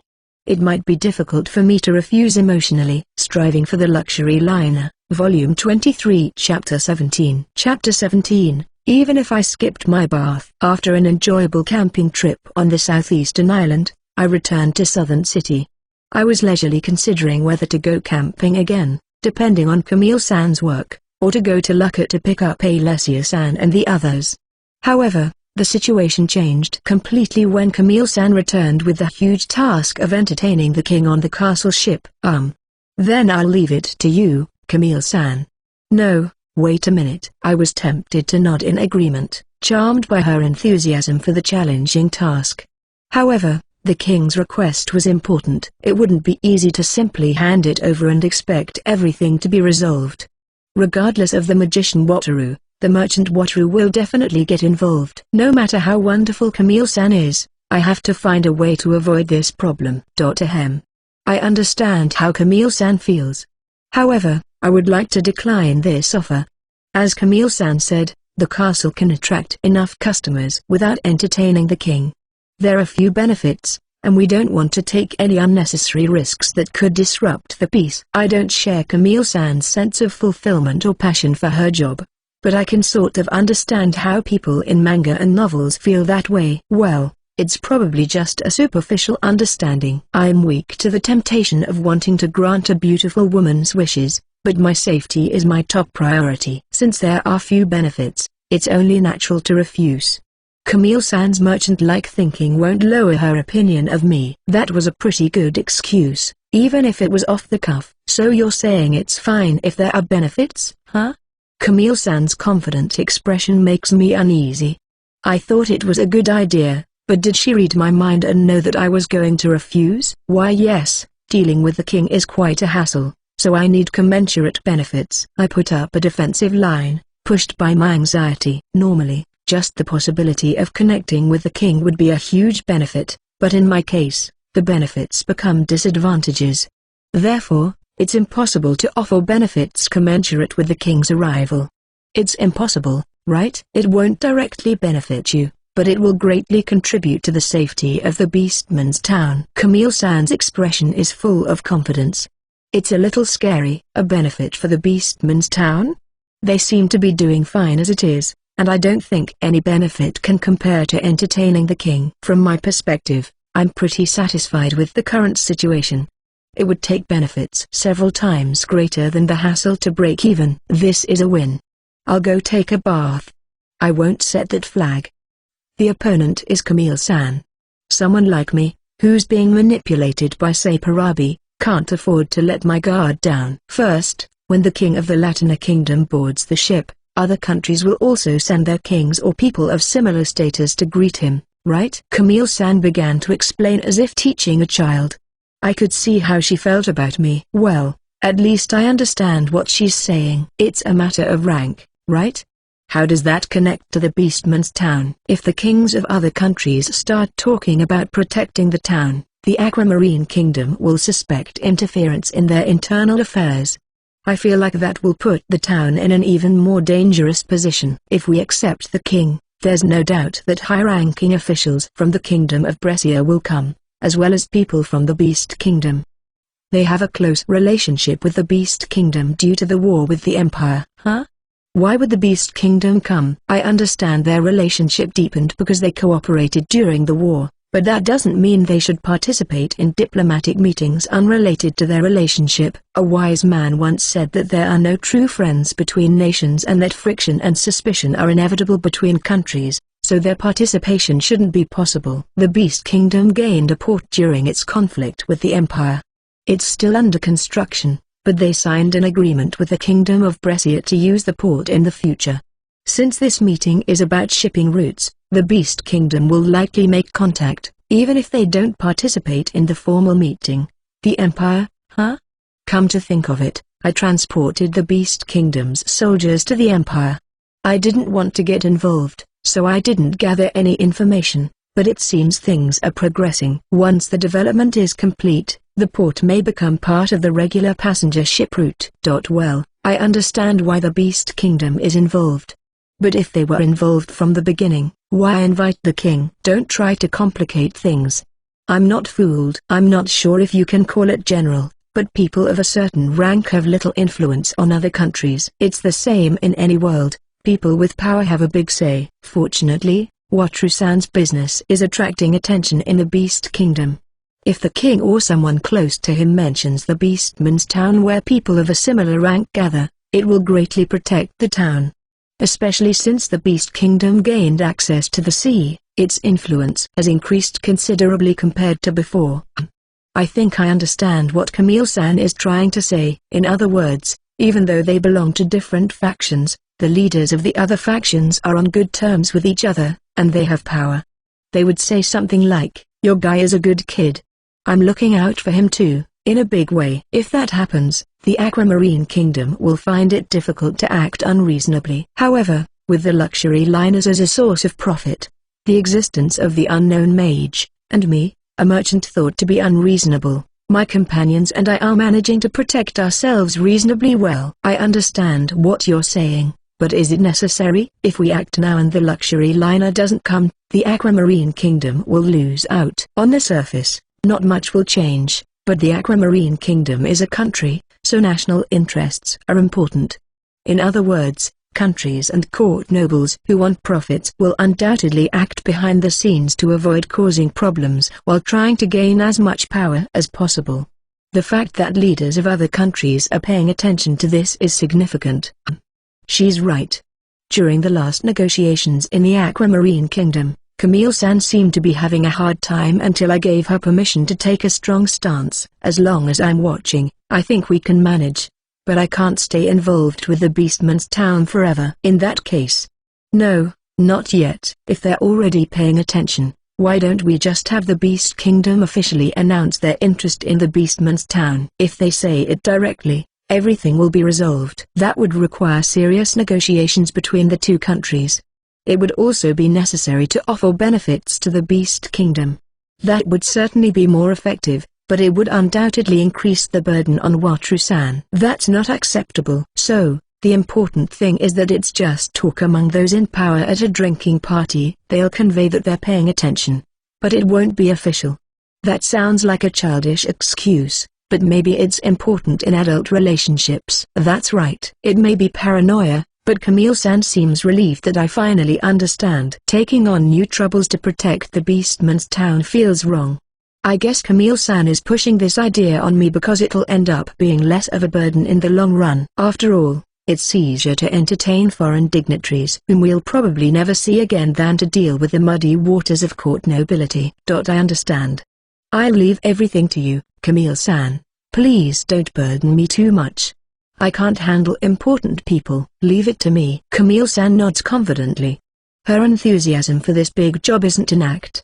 Even if I had rejected the offered benefits without thinking, I feel like I would have been persuaded somehow and ended up agreeing anyway. I couldn't have won, even if I hadn't taken a bath. Whether I let my guard down or not, it's difficult to win without the necessary skills. T/N, it's a Japanese idiom that implies, nothing I do works. I'm just no good. Ultimately, I'm just a man who gets pushed around by Saparabi. I'm really grateful for the cheat. Creator God Sama, I have a lot to say. But I'm truly grateful for the ship summoning skill. But what about the southern continent? Is the schedule okay? Honestly, even if the regular route is the king's business, the southern continent is God's, so God's business is the priority. They're way more terrifying if you make them angry. However, I can't ignore the king's business. It's really troublesome. The king's business is still in the early stages, and coordinating with each country will take time. We can handle it until the final stages, so Wataru-san, just do your best with the southern continent. Well, I suppose the king's trip can't be decided on a whim like a trip to Kyoto. I'm glad I have some time, but once I'm done with the southern continent, I'll have to deal with the king's business. It's a luxury liner, so it won't be that difficult. However, I'm not sure what to expect from the southern continent after the war. I'm also not looking forward to entertaining the king. It's like waiting for the results of a test you know you did poorly on or having a shot in a few days. There's no point in getting depressed, so I'll leave the luggage arrangements to Camille-san and focus on selecting recipes for a hearty meal. I'll leave future troubles to my future self and enjoy the present. Striving for the Luxury Liner, Volume 23, Chapter 18. Enjoy. Chapter 18. All's well that ends well. Upon returning to the southern city from the southeastern island, I received a report from Camille-san, who had stayed behind for work, about what had happened in my absence. After hearing her complicated explanation, I was convinced and decided to take on the troublesome task of entertaining the king. While I'm still not entirely convinced by the explanation, I suppose it's okay. I realize that the adult world is full of troublesome things.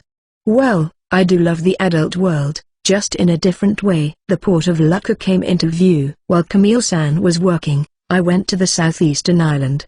I thought about recipes for men's meals and pushed the troublesome matters related to the king to the back of my mind. I spend a peaceful time there. I know that if I avoid troublesome matters, I'll be in trouble in the future. Sadly, though, even if I don't avoid them, there's little I can do. So, it's more important to cherish the present. When the time comes, I have talented people around me. If push comes to shove, I can always use ship summoning. As I was thinking such carefree thoughts, the troublesome matters quickly caught up with me. On my second camping trip to the island, I decided to try cooking a simple meal for the men. When I returned, pleased by Marina-san and the others' positive reaction, Camille-san approached me with a worried look on her face and told me some troubling news. She said it was about accompanying a diplomatic mission from the Kingdom of Latina to negotiate with the high-ranking officials of the Kingdom of Brescia. I understand that it's not my place to suddenly show up and say, "Hey, I'm here." But I don't understand why we have to accompany them. According to Camille-san, it seems to have some diplomatic significance. They initially asked us to take them on our magic ship. Camille-san refused because she knew I would object. Instead, she proposed that we accompany them, but that they would travel on their own or the kingdom's magic ship. Having a diplomat accompany us is a hassle. Camille-san made the right call in refusing, but if the Latina kingdom's magic ship is accompanying us, I won't be able to use ship summoning. We won't be able to use luxury liners or ferries. Camille-san understood this and made the proposal apologetically, so I agreed it must be necessary. However, this decision brought me unexpected good fortune. First, the members of the diplomatic delegation who requested to travel with us were an unusually large number of beautiful women. I briefly regretted refusing to travel with them, but then realized that they were targeting me. When I heard that, I broke out in a cold sweat. Having been manipulated by Camille-san and Saparabi, I couldn't possibly avoid being manipulated by these beautiful women entrusted with diplomacy.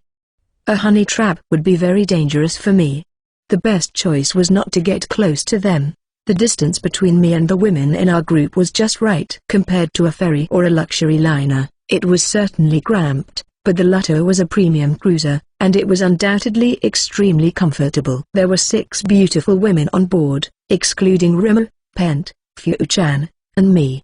It was the best. Recently, I have been using large ships for long trips. This method of travel was ideal because I didn't have to worry about others, I could move around freely, and the facilities were excellent. However, there's no denying that the distance between me and the other beautiful women is a bit too far. The long journey on the Lutto. While the close proximity required me to be mindful of the women, I had a rubber boat, so meals and snacks weren't an issue. This meant one thing: plenty of lucky perverted moments, making it a real bargain. This was especially true with Camille-san. I rarely get to spend time with her, so lucky pervert moments with her were rare. Even I, who was training to be more reserved, had to struggle to keep my perverted thoughts in check. This wonderful voyage is nearing its end as Lucca comes into view. With the prospect of a longer voyage on the Lutto, I can't help but dream of a future where more people join us. Maybe even Alessia-san and the others will come along. Wataru. Welcome back. After arriving at Lucca's port and managing to escape the diplomatic delegation that had invited me to accompany them to the Marquis's castle, I relaxed on the Lutto. The others who had stayed in Lucca jumped aboard. Though we had been apart for a while, their beauty remained untarnished. Something. No, she's undeniably beautiful, yet there's a subtle shadow. But maybe that's acceptable. Still, Alessia-san truly suits the radiant aura of the sun. I've returned. I'm relieved to hear that Alessia and the others are doing well. After thinking about something trivial for a moment, I replied to Alessia-san and the others. Actually, we're not okay at all. What? Oh, you're too close. I'm happy she's so close, but her serious expression is a little scary. Did something happen to your family? Alessia and the others stayed in Lucca to deal with the aftermath of the war, or rather, the rebellion, and to keep watch. However, the situation had calmed down enough that they should have been fine. Yufufu, our family is fine. It's just that we've been made physically unable to leave Wataru. It's been a while since I've seen Ilma-san's sex appeal, and it's amazing. But I don't understand what she means. Physically unable to be separated? It sounds wonderfully erotic, and I'm extremely excited. But why? Dorothea-san is nodding in agreement, so it doesn't seem like Ilma-san is just teasing me. It's impossible. Wataru gave us plenty of supplies before we left, but they're not enough. We always had a spacious bath, a comfortable room, delicious food and desserts, and plenty of entertainment. We've become weak. I see. I've heard that it's hard to lower your standard of living once you've raised it. Even though Alessia-san and the others have fantasy abilities that allow them to live better than people on medieval Earth, they've adapted to an upper-class lifestyle. No wonder they're dissatisfied. Similar things have happened before, but this time the separation period was significantly longer, so the impact on Alessia-san and the others was greater. Is everything okay in the end? Even before, Alessia-san and the others were friendly toward me. Now that they're more dependent on their living environment, it seems like they respect and care for me more. Some might think that makes me greedy, but honestly, Alessia-san and the others can easily make a lot of money, so it's different. Their goal isn't money, it's the environment. It's a small difference, but a significant one. No matter how much money they make, they can't recreate the environment on my ship. They won't just say goodbye once they get the money. I've gained a psychological advantage over them. If I push them too hard, they'll leave, leaving me with a heavy heart, a rather fragile advantage. On the other hand, if I treat them honestly, we could develop an incredibly strong bond. I understand that this is a despicable way of thinking, but it can't be helped. Alessia-san and the others are top-tier adventurers who are as popular as idols in the adventurer community. On Earth, they'd be popular actors or musicians. For an ordinary person like me to keep such people around, the only option is to use ship summoning. I think about how important sincerity is, but that's pointless when they're already dependent on a system that treats people like slaves. As an ordinary person, I should rely on my cheat and strive toward a happy future. And so, that must have been tough. How about we head out to the open sea and relax for a while? Oh, what about you, Camille-san? Fortunately, the diplomatic delegation has headed to the Marquis's castle, so I can consider our ties severed. The problem is Camille-san. I'd personally be happier if she came along on vacation because it would mean more beautiful women, but she's incredibly dedicated to her work. I'll stay in Lucca. I want to make some arrangements before returning to the castle, and I also have a meeting with the diplomatic delegation. I knew it, but that makes me a little worried. I was worried when she was in the southern city, but that's her hometown, and the Merchant Guild's guildmaster is on our side, so I felt relatively secure. However, Lucca is close to the castle, and many people know Camille-san. I think the Marquis of Lucca will support us to some extent, but he is a nobleman. In that case, Carla and I will stay behind to guard Camille. Marina, please report while Alessia and the others are away. Understanding my concern, Claretta-san decided to stay behind with Carla-san to guard Camille-san. Carla-san looked surprised, but I guess she was planning to eat with Alessia-san and the others, so I accepted Claretta-san's offer. She needs a break after eating so much on the Lotto. Understood. Claretta and Carla, please take good care of Camille-san. Since the distance was short on the Lotto, Carla-san begged me for food a lot. It made me happy, but she needs to take care of her body every once in a while. I'll let Camille-san and the others use the Lotto for safety and summon a Japanese-style boat somewhere to head out to sea as soon as possible. It's not just Alessia-san who tends to show her emotions openly. Dorothea-san, who is usually reserved and calm, Ilma-san, who always exudes sensuality and confidence, and even Bunny-chan, who is casually sitting on Dorothea-san's shoulder, all seem to be sending me signals of expectation and desire. I'll fulfill all these expectations and desires and make my popularity skyrocket. Striving for the Luxury Liner, Volume 23 Chapter 19. Chapter 19. This kind of leeway is the path to a harem. Since Camille-san had finished working in the southern city, we set sail for Lucca to meet up with Alessia-san and the others. We were surprised that the diplomatic delegation from the Kingdom of Latina was accompanying us on their magic ship. However, this turned out to have some unexpected benefits. Best of all, a divine event awaited us in Lucca. Alessia-san and the others would show their affection. I was so happy. We secretly left the port town of Lucca and set sail on the Japanese-style ship. Marina-san, Inz, Felicia, Rima, and Fu-chan were as usual, but I could tell that Alessia-san, Dorothea-san, Ilma-san, and Benny-chan were nervous. Knowing they were looking forward to having fun on my ship made me feel like I had a bright future ahead of me. I thought that, even though Alessia-san and the others were amazing, I wasn't good enough for them. But with the ship summoning, maybe I could make it work if I tried hard enough.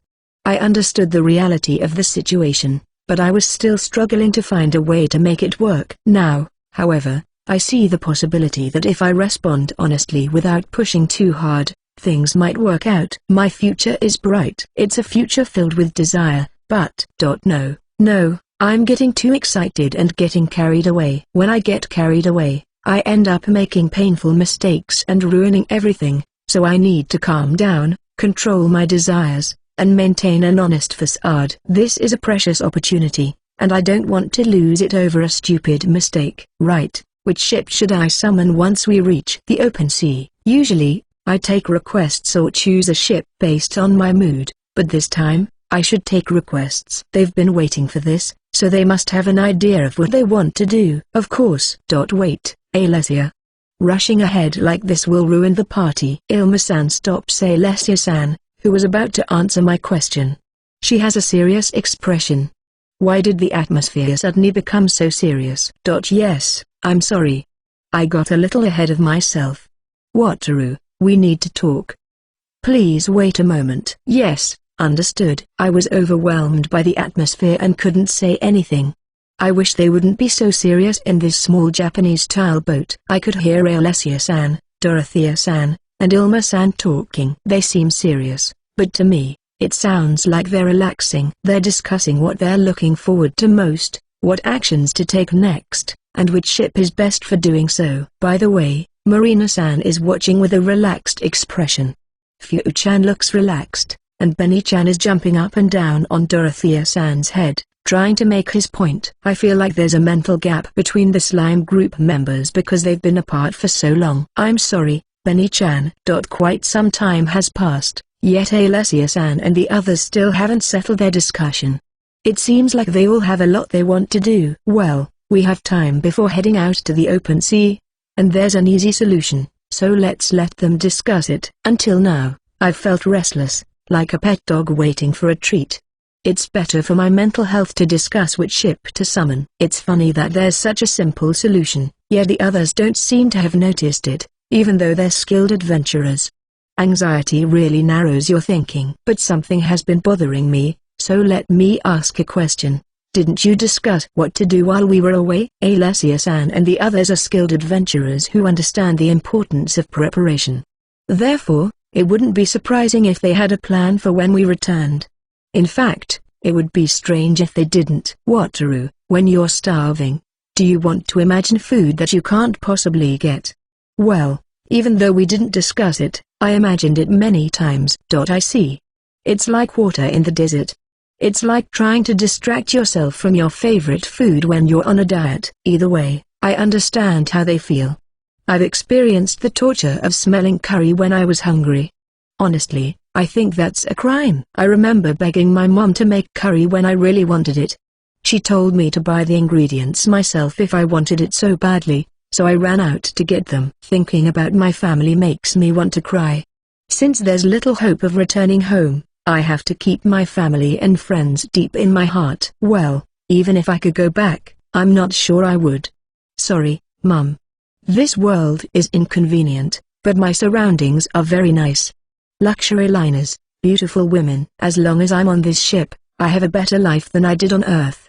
Oh, so this is how Alessia-san and the others felt while I was away.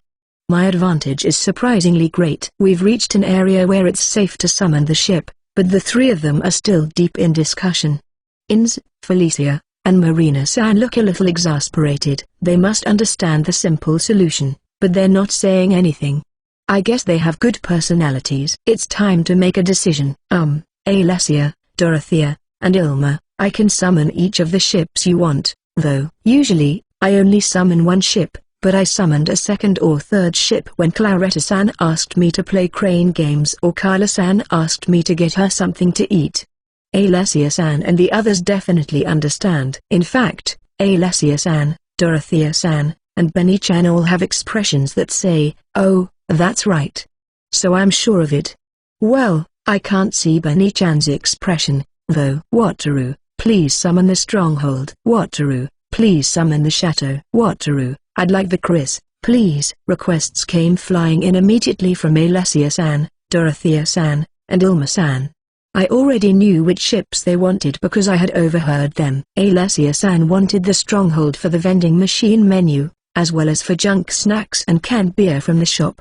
She seemed torn between that and Munjiaki, but the ferry won out this time. She looks like an active yet noble young lady, but she has a down-to-earth sense of humor. Alessia-san and the others are basically from the commoner class, so it's not surprising that they don't seem out of place. Dorothea-san loves the chateau, which she won in the lottery. She thinks it's a good choice because she can have fun with Benny-chan there. Benny-chan agrees, so Dorothea-san, who tends to follow others, didn't change her mind. Ilma-san wanted to relax elegantly on the luxurious Chris and devote herself to her research in a quiet salon or library. I thought Ilma-san was the type of person who didn't care about her environment while researching. However, she was passionate about how moving to a comfortable space had dramatically improved her research efficiency. I guess she's had a change of heart. Understood. I summoned 3 ships as requested, trying to look cool. The cheers from the 3 of them sounded pleasant. "You can board now. Everyone, enjoy yourselves." They thanked me and jumped onto the ship. Their actions showed how much they had been waiting for this. They didn't forget to thank me, though, which showed that the members of Girasol were well-mannered. "Master, aren't you going with anyone?" Inz asked me, looking slightly puzzled. I could understand her question. The old me would have definitely tried to go with someone. At the very least, I would have checked on the 3 of them. Yeah, it seems like everyone was looking forward to this, so I thought I'd let them enjoy themselves. In the past, I would have taken advantage of the fact that none of the 3 would have refused if I had asked to accompany them. But now, I have the peace of mind to let Alessia-san and the others enjoy themselves. That's nice. I'm sure Alessia and the others will appreciate it. Inz's words made sense to me. So, this is the secret to being popular with women when you already have a girlfriend. Having this mental leeway allows you to be considerate of women, which leads to a virtuous cycle of goodwill. Then, after they're satisfied, I'll take my time deepening my relationship with them. Surely, this leeway will lead me to a harem-like world. Wataru-san. The Saparabi-chans are so cute. No, they've always been cute, but now they're even cuter. Wataru, something's different about Saparabi. What's going on? Let me investigate. Just as I was enjoying my satisfaction, Dorothea-san and Ilma-san jumped onto the Japanese-style boat. Come to think of it, I forgot to tell them that I had freed Saparabi's consciousness. It's a surprise. I freed Saparabi's consciousness. Are you surprised? Cold stares pierced me. I knew it. They had definitely noticed that I had forgotten to tell them. Dorothea-san was so surprised that she even used an honorific with me. I had made a mistake. Now was the time to apologize for forgetting to tell them. The path to a harem is indeed difficult. Meanwhile, Alessia-san, fried chicken and fries with a can of beer are the best. You can get fried chicken and fries on other ships, too, but there's something about the cheap taste of this vending machine that's addictive. Since Saparabi wasn't stationed on the stronghold, she enjoyed junk food and beer as planned. Striving for the luxury liner, Volume 23, Chapter 20. Enjoy. Chapter 20, Blind Spot. When I returned to Lucca, I found that Alessia-san, Dorothea-san, and Ilma-san were experiencing withdrawal symptoms from Earth's culture after being left behind. To earn their favor, I took them out to the open sea right away to entertain them. However, I forgot to tell them about Saparabi's consciousness liberation, and I stumbled at the very beginning. I see. Well, we have time, so let's put the king's reception on hold for now and think about the southern continent. Wataru's sudden request means it's probably something we should prioritize, even if we don't know the details. Alessia-san began to speak seriously on the sofa in the Lotto. The only people present were me, Inz, Felicia, and all the Girasol. Camille-san was also there. The familiar group was playing on the deck, by the way. Yes, it's not that we don't have time, but there are other matters that need to be taken care of before entertaining the king. Neither Alessia-san nor Camille-san asked any detailed questions about the request, and their suggestion to postpone entertaining the king implies that they know who made the request. Well, even if it's only a small blessing, it's still a blessing. Carla-san even reported that there was something delicious to eat. However, even though everyone understands that it's a god's request, I think it's wise to remain cautious and not say anything. We can be a little more open with each other, but we should still be cautious. In this world, even the slightest blessing can cause a commotion. Therefore, it is better to be cautious than to invite trouble, even if our caution is unnecessary. It would be easier if it were an isolated place, like Dark Elf Island or the Mermaid Kingdom. The mermaid royalty talks directly to the sea god Sama, and the Dark Elves have seen letters from the goddess of the forest Sama. Alessia-san and the others are aware of the situation, so they are probably more cautious to avoid accidentally revealing information outside our group. Despite their caution, 5 days have passed since they joined us. During that time, they have enjoyed Earth's culture to the fullest. They rode luxury liners and ferries, ate manjayaki, and went speeding around on the galette and diving on the egg. Of course, they also ate, drank, and enjoyed sweets. They also communicated with the Saporobis, whose consciousness was liberated. I think they had 5 fulfilling days. I had plenty of time, so I kindly watched over them. However, I did turn down their request to play on a flying yacht. That would be dangerous in the open sea. Now that they're satisfied, we've returned to Lucca, where a meeting has been arranged. Maybe they're looking so serious because they realized it was wrong to spend 5 days playing around when I had a request from God. They probably felt relieved when I said it wasn't that I didn't have time. There's no need to worry so much, but I'll keep it a secret because they'll cooperate better that way. I see. Are you making preparations while we're resting? Alessia-san finds it difficult to admit that she was playing, so she changes her words to resting and turns her face toward Camille-san. She knows I've been slacking off on my work. I suppose that's to be expected after spending 5 days relaxing with Alessia-san and the others. But Alessia-san and the others were so cute during those 5 days. Yes, I've already spoken with Lucca and Cagliari. We loaded a considerable amount of goods in the southern city, so we should have enough to take to the southern continent. Camille-san said confidently. While we were busy camping and cooking meals in the southern city, Camille-san made various arrangements. The 2 ferries I own are now fully loaded, including the parking spaces. She is planning to gather more supplies in this country and fill the unused spaces on the ferries and luxury liners to transport them. Even the empty spaces in the rooms are packed tightly. If the ship wasn't designed to stay afloat, it would probably sink under the weight of all that cargo. Buying a transport ship would be even more impressive, but that would mean a huge increase in work, so I'm keeping that idea to myself. I told her it wasn't necessary to go that far. I got the impression that the god of commerce Sama would be satisfied with a certain amount of supplies. The role is to provide the water to fill the barrels, so I think transporting enough supplies to prevent the trade network in the southern continent from collapsing would be sufficient. I explained this to her, but she said, "It's not that we can't make a profit, right? I don't intend to make excessive profits, but I don't see any reason to give up profits when there's such an obvious business opportunity in the form of a supply shortage." Well, that's true. In this case, it's not a matter of charity or rescue, it's strictly a business matter. I feel sorry for the people caught up in the war. However, I think God intends for the people living in that country or on that continent to solve the disasters that occur there. Therefore, it's not our place to step in and help. Alessia-san and the others would help people in need if they encountered them, but that's within their personal discretion. I can't do it. I might want to help if I saw people in need, but seeing a place ravaged by war is scary enough that I'd definitely hide on the ship. Wait, I remember we needed an interpreter on the other continent. Ins and Felicia learned basic greetings and everyday conversation, but not enough to do business. Am I going to be dragged into this? No, I don't want that. I'm just an ordinary, cowardly person. I can handle normal business negotiations, but doing business in a war-torn country is too scary for me. I'm an interpreter, but I want to choose the time and place.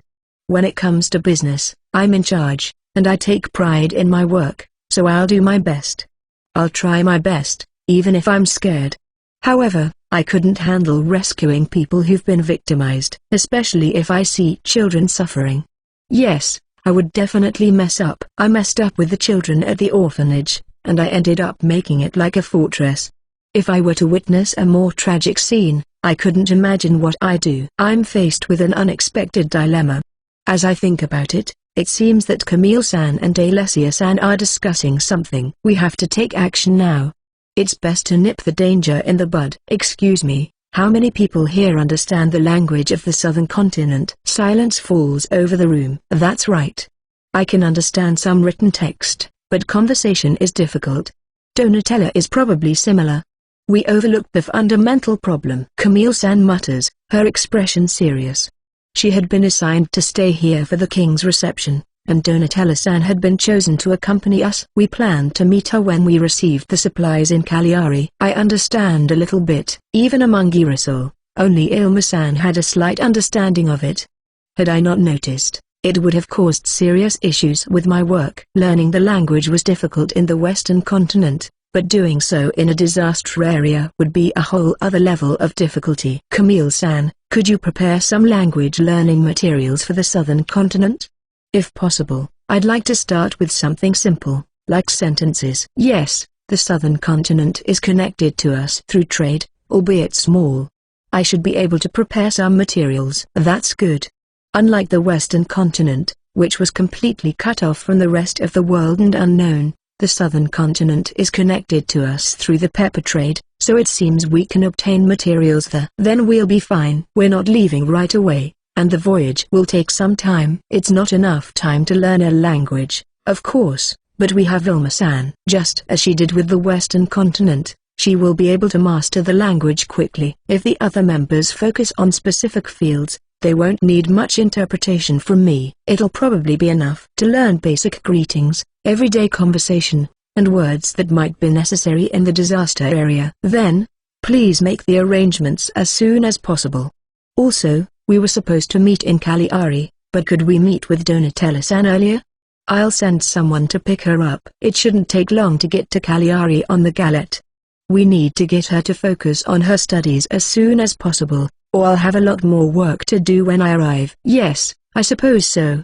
The handover has already started. If we leave the collection of supplies tomorrow, we should be able to meet up. That means more work for Moro-san. I don't want to push an elderly person too hard, but he's energetic and in good shape, so I'm sure he'll be fine. Then, please make the arrangements. The sooner, the better. Felicia, could you deliver Camille-san's letter with the Galette? Leave it to me. Felicia likes driving the ship, so it will be a nice change of pace for her. Inns and the other boat-driving enthusiasts look eager to go, too. We'll need to go back and forth between Cagliari a few times, so please take turns. That was all I needed to say. They started deciding the order right away. They're definitely planning to race. They'll probably try a time trial between Lucca and Cagliari. Wataru, I have some documents from the southern continent. Would you help me study them? While I was thinking about how busy I was going to be, Alma-san approached me with a seductive smile. I was supposed to focus on reviewing the documents from Saparabi and the western continent, but Ilma-san is so curious that she's borderline crazy. She couldn't possibly be uninterested in the southern continent, even if the connection is tenuous. She already seems to have learned the languages to some extent on her own, so she'll probably master it faster than she did the language of the western continent. Studying with Ilma-san, whose curiosity is so evident, will be difficult, but yes, I'll help you as much as I can, so let's do our best. It's hard to resist lust. I understand it's hard, but when I'm alone with her in a closed room and she shows her innocent side and unguarded behavior, which she doesn't usually display, I can't resist. I'll probably regret it sometimes. For now, though, I'll do my best to prepare so that I can seclude myself when we go to the southern continent. Striving for the Luxury Liner, Volume 23 Chapter 21. Chapter 21, Class. After Alessia-san and the others had rested, I began preparing for my next assignment. However, I realized that I might need to work as an interpreter on the southern continent. Terrified by the prospect of working in such a chaotic situation where the war had just ended, I decided to increase the number of people who could speak the language of the southern continent. Donatella's POF, Thank you for your hard work. Wataru-san left the room with a cheerful smile. Since Wataru-san was teaching us, we were supposed to be in the position of master and disciples. However, he was considerate of us throughout the lesson and even bowed to us before leaving the room. I couldn't help but wonder why, as disciples, we were being treated like masters. After all, before being master and disciple, we are employer and employee, and Wataru-san is clearly in a higher position. Camille, Alma, is that okay with Wataru-san? It's a bit embarrassing, but as a master and boss, Wataru-san is more than adequate. In fact, if you consider the freedom he gives us an advantage, he's almost perfect. He possesses unparalleled power, immense wealth, and a formidable military force, yet he remains humble and kind to his subordinates. In addition to a generous salary, he has established a unique bonus system and a strange vacation system called special holidays to show his appreciation for his employees. The environment is so good, it's almost scary. At first, I suspected that he wanted me for my body. At my previous workplace, employers who couldn't offer me even a fraction of the benefits that Wataru-san provides demanded my body in exchange. I refused them all and ended up getting fired. However, Wataru-san doesn't demand anything, and Moro works under the same conditions. It's not a generous treatment intended for a mistress, but rather a standard labor contract with good benefits. However, that doesn't mean he's not interested in me or women in general. I've always worked hard to succeed based on my abilities, not my appearance. That's why I'm grateful for my current environment, where I'm not evaluated based on my gender. That said, being perceived as lacking feminine charm is a different matter. Well, I now understand it's a misunderstanding. In fact, since I started studying the language of the southern continent with Wataru-san and the others, he has been reacting sensitively to my gestures in class. It's obvious, and I wonder if he's trying to hide it. While it's flattering, is it appropriate for him to stare so intently that he interrupts the lesson just because I bend over slightly? Wataru-san has beautiful female slaves, such as Ins and Felicia. He also spends time with the beautiful women of Girasol, including Camille. From what I can tell, Wataru-san and Camille aren't in a romantic relationship, but Ins and Felicia definitely are. So why does he act like an awkward, inexperienced boy who's just started noticing girls? Alma usually dresses pretty revealingly, but during class, she loosens her clothes just enough that Wataru-san can't quite notice, teasing him. She's clearly enjoying it, but she also sees him as prey. She has the eyes of a predator. Donatella, that's Wataru-san. There's no point in thinking about it. Camille explains to me, her expression saying, he's just a silly boy. But that doesn't really explain who he is. Camille seems a little suspicious, too. She is enthusiastic about her business and eager to improve, so it doesn't feel out of place for her to participate in the lessons as a learning opportunity, even if she doesn't go to the southern continent. However, it also seems like she has the additional goal of deepening her relationship with Wataru-san. Well, it doesn't matter. Wataru-san is my boss, and Camille is my superior too. It's not a bad thing for their relationship to deepen. Usually, people are anxious about romantic relationships because they're afraid they'll end badly. But judging from Wataru-san's behavior, I don't think this relationship will end badly. Above all, I don't think someone as straightforward as Camille would misread Wataru-san's intentions. Things will only get better, not worse. You might not understand since you don't interact with him much, but Wataru is desperately trying to hide his desires. With that, Ilma tells me with enthusiasm, but I'm not quite convinced. Even with that, you know. Are you serious? I'm serious. Unable to accept it, I repeatedly ask her about it, but Ilma confidently affirms everything. That means Wataru-san is just an immature man of a certain age. Is that possible, even with his abilities and power? Usually, people develop their abilities and grow alongside them. Occasionally, people suddenly gain great power by understanding how to use unique skills. However, such people often struggle to control their newfound power. This either refines their character or causes them to become arrogant or fearful, causing them to deviate from the norm. Is that really possible? I understand how Donatella feels, but unfortunately, it's possible. Wataru-san is the proof.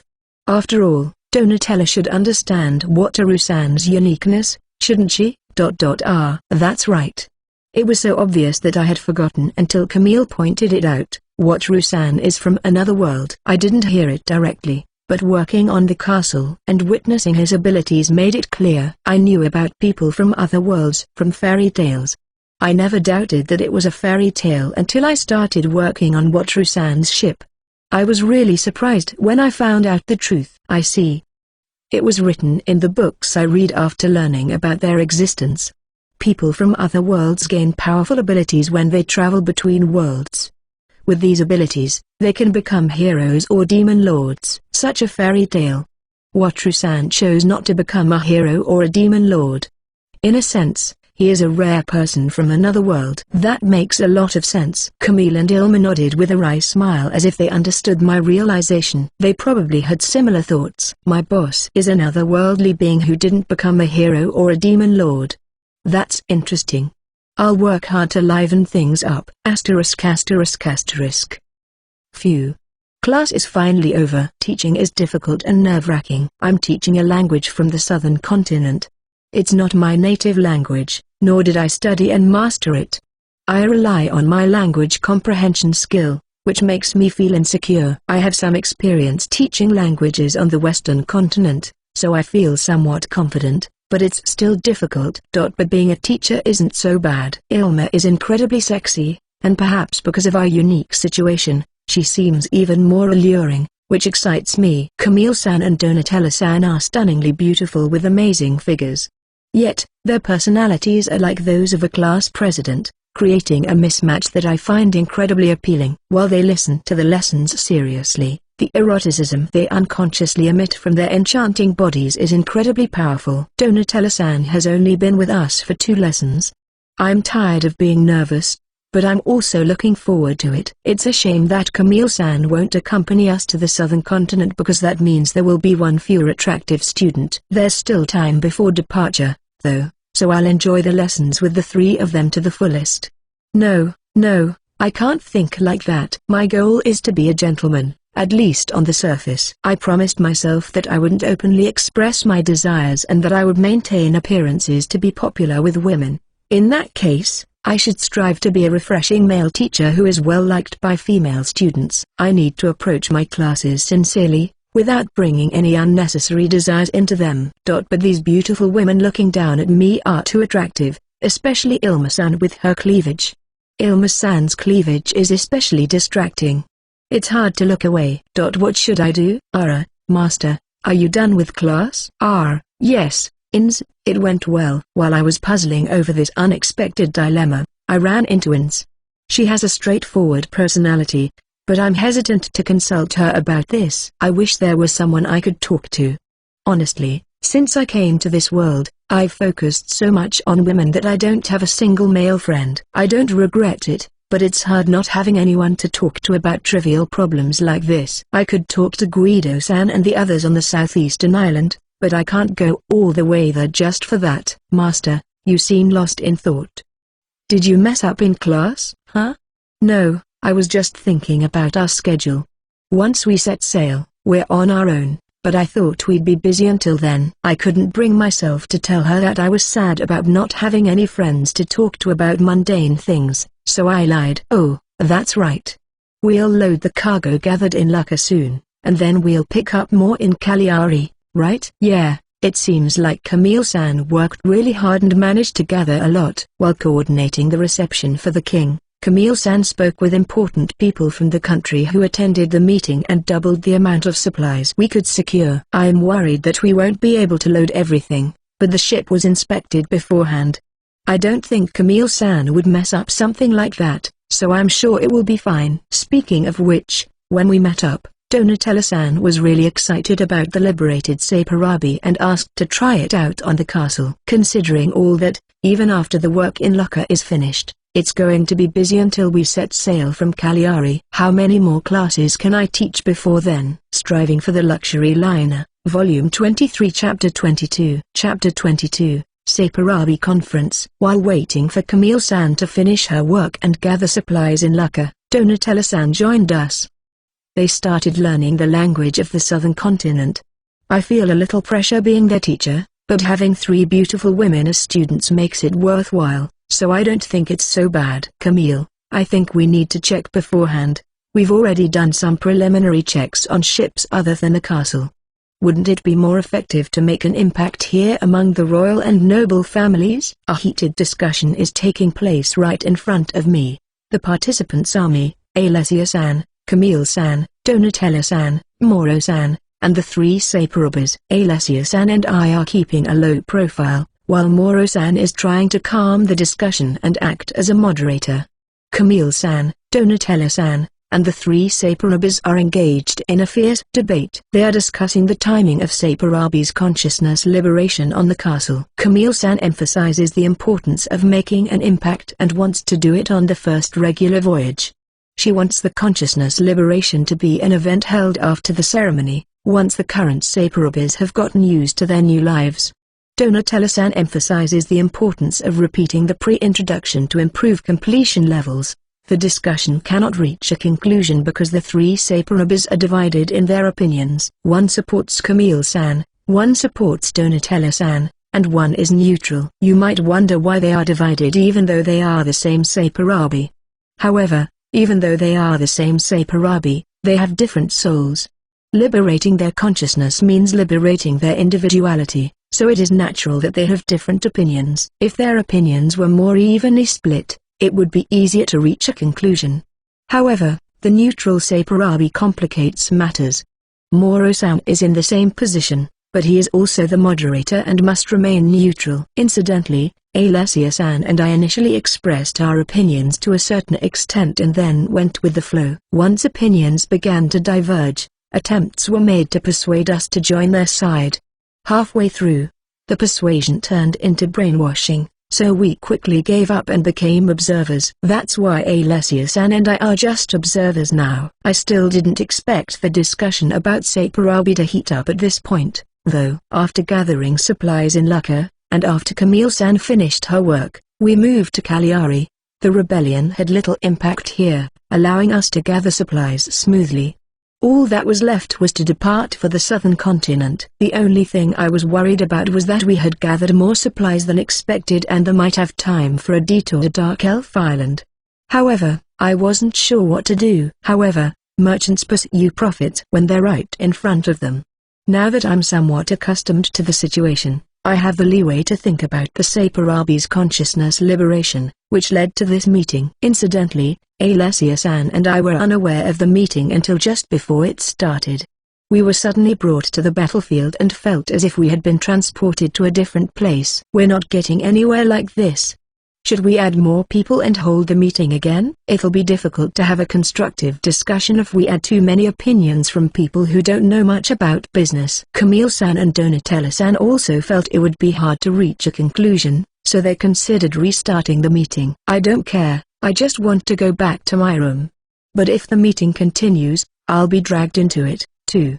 As the person in charge, I'll have to attend the rescheduled meeting. No, I have to make a decision today. Even if I have to stay late. I want to, but whether I can come up with a conclusion is another matter. I don't usually care about this kind of thing, but at times like this, I hate my mediocrity. Assuming I can't come up with a solution on the spot, the important thing is that I don't get involved in the meeting. In other words, if the meeting is postponed and a vague conclusion is reached, that's fine. After all, I'm not interested in profit. I'm good at self-preservation. I can shift the focus of the problem. Camille-san and Donatella-san are talking about Saporobi. Okay, I've decided. We don't yet have a complete understanding of Saporobi's movements now that their consciousness has been freed. Shouldn't we focus on that first? Everyone turned to look at me in surprise at my sudden outburst. I had been keeping a low profile, but they didn't have to be so shocked.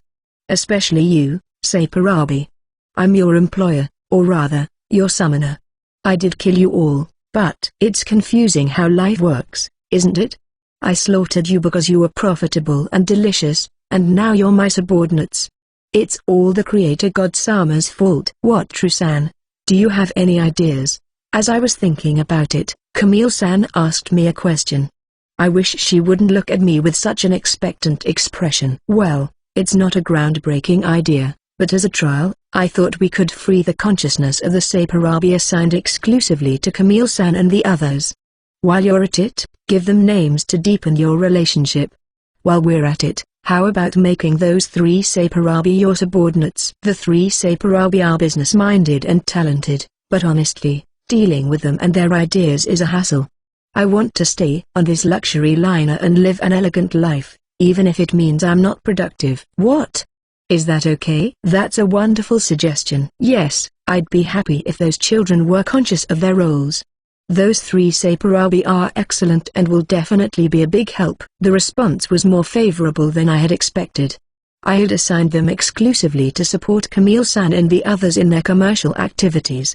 However, it seems that they were treated not only as subordinates but also were loved more than that. After all, they are big stuffed animals that can move and help out. If I didn't know the circumstances, I could understand why they would be so fond of them. If we can set sail while they're distracted by the Saiparabi, Camille-san and Moro-san can take care of things while we're away. It's decided. What, True-san, please keep it like this. I'll take this one. I'll go with this one. The comment was intended to derail the meeting. As expected, the meeting ended inconclusively. However, Camille-san and the others started thinking about settings for their Saiparabi, which caused the meeting to drag on even longer. I suggested they think about it individually and reconvene the next day, but they kept putting it off, saying, just a little longer and just a little more. We ended up wasting over an hour. Camille-san and the others were concerned about compatibility with the new Saiparabi. Based on their interactions with the existing Saiparabi, they had various thoughts and were particular about the settings. I regret not continuing the meeting as usual. I understand your requests. However, I can't guarantee that everything will be exactly as you want it to be, except for the names. Their personalities and preferences are entirely up to Saiparabi. After all, it's a liberation of consciousness. I don't decide their will or personalities. As for their costumes, I can get a general idea when I summon them, but I won't know the details. Actually, the liberated Saiparabi change their costumes to whatever they like. I don't mind, as long as they don't wear costumes that ruin the atmosphere of the ship. But I'm secretly curious about how they change their costumes. I understand. Please do your best, Wataru-san. Since you asked me to do my best, please don't put too much pressure on me with your intense gaze. I'll give it a try. I read the specifications, or rather, the character sheets, submitted by Camille-san and the others. I recalled the Saiparabi's assigned exclusively to them and summoned them again. While I'm at it, I'll resummon one of the 3 Saiparabi's and send the other 2 back. These 3 will be assigned to support Camille-san and the others. Kaya. How cute, Josephine. Oh, Alan is cool, or rather, serious. But it suits him. Camille-san hugged them before I could check their personalities, but it seems that I was able to summon them as requested. Her name is Josephine. She's a female Saiparabi wearing a white sailor uniform. One of them is named Alan. He wears black-rimmed glasses and old-fashioned bank clerk clothes. He looks serious but seems good at negotiation. It would be scary to be forced into negotiations while dressed like that. It would feel like being scolded by an accountant. Well, I've never had to settle expenses before, though. I wanted to check for problems, but that seems impossible right now, so I'll continue summoning Donatella-san and Moro-san's Saiparabi. Fufu, Sophia and Lorenzo, you look great together. I look forward to working with you in the future. Donatella-san greets them calmly, but her hands are shaking so much that it ruins the moment. If no one were watching, I would probably hug her and stroke her hair like I did with Camille-san. Actually, I couldn't resist and started stroking her hair. Sophia and Lorenzo are wearing ribbed clothing with gold decorations that seem a bit flashy. I thought ribbed clothing looked better on slim people, but it suits the stocky bodies of the Saiparabi somehow. It's not bad, but it looks a little stiff. Next, I summoned Moro-san's Saiparabi. Ugh. Why? Moro-san cried out in surprise when he saw the Saiparabi that appeared. It was probably because the Saiparabi that appeared was wearing the default sailor outfit. I had a feeling that would happen. It seems that the Saiparabi rejected Moro-san's request after all. I thought it might end up like this, if only a little. It would be a relief if Moro-san just gave up and accepted it, but it doesn't seem likely. I still can't go back to my room. I want Tremor and Pent to heal me. Striving for the Luxury Liner, Volume 23 Chapter 23. Enjoy. Chapter 23, selfishness in full swing. After finishing our business in Lucca, we moved on to Cagliari, where our work was going smoothly and we had some breathing room. However, we were divided on the issue of Saperabi consciousness liberation, so we decided to put it off for the time being. I suggested that Camille-san and the others customize their assigned Saperabi, but that would take more time. There were also some issues with Moro-san's Saperabi. The Saperabi's costume change failed, and, watching Moro-san in shock, I secretly agreed with the outcome. From the moment the character designs were submitted, I had a feeling this would happen.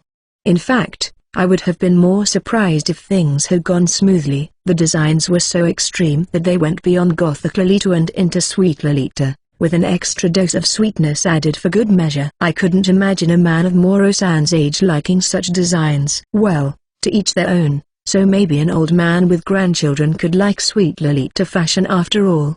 I don't know. I didn't know anything about Moro-san's personal Saperabi, but I expected the Saperabi with a business person's personality to reject that costume.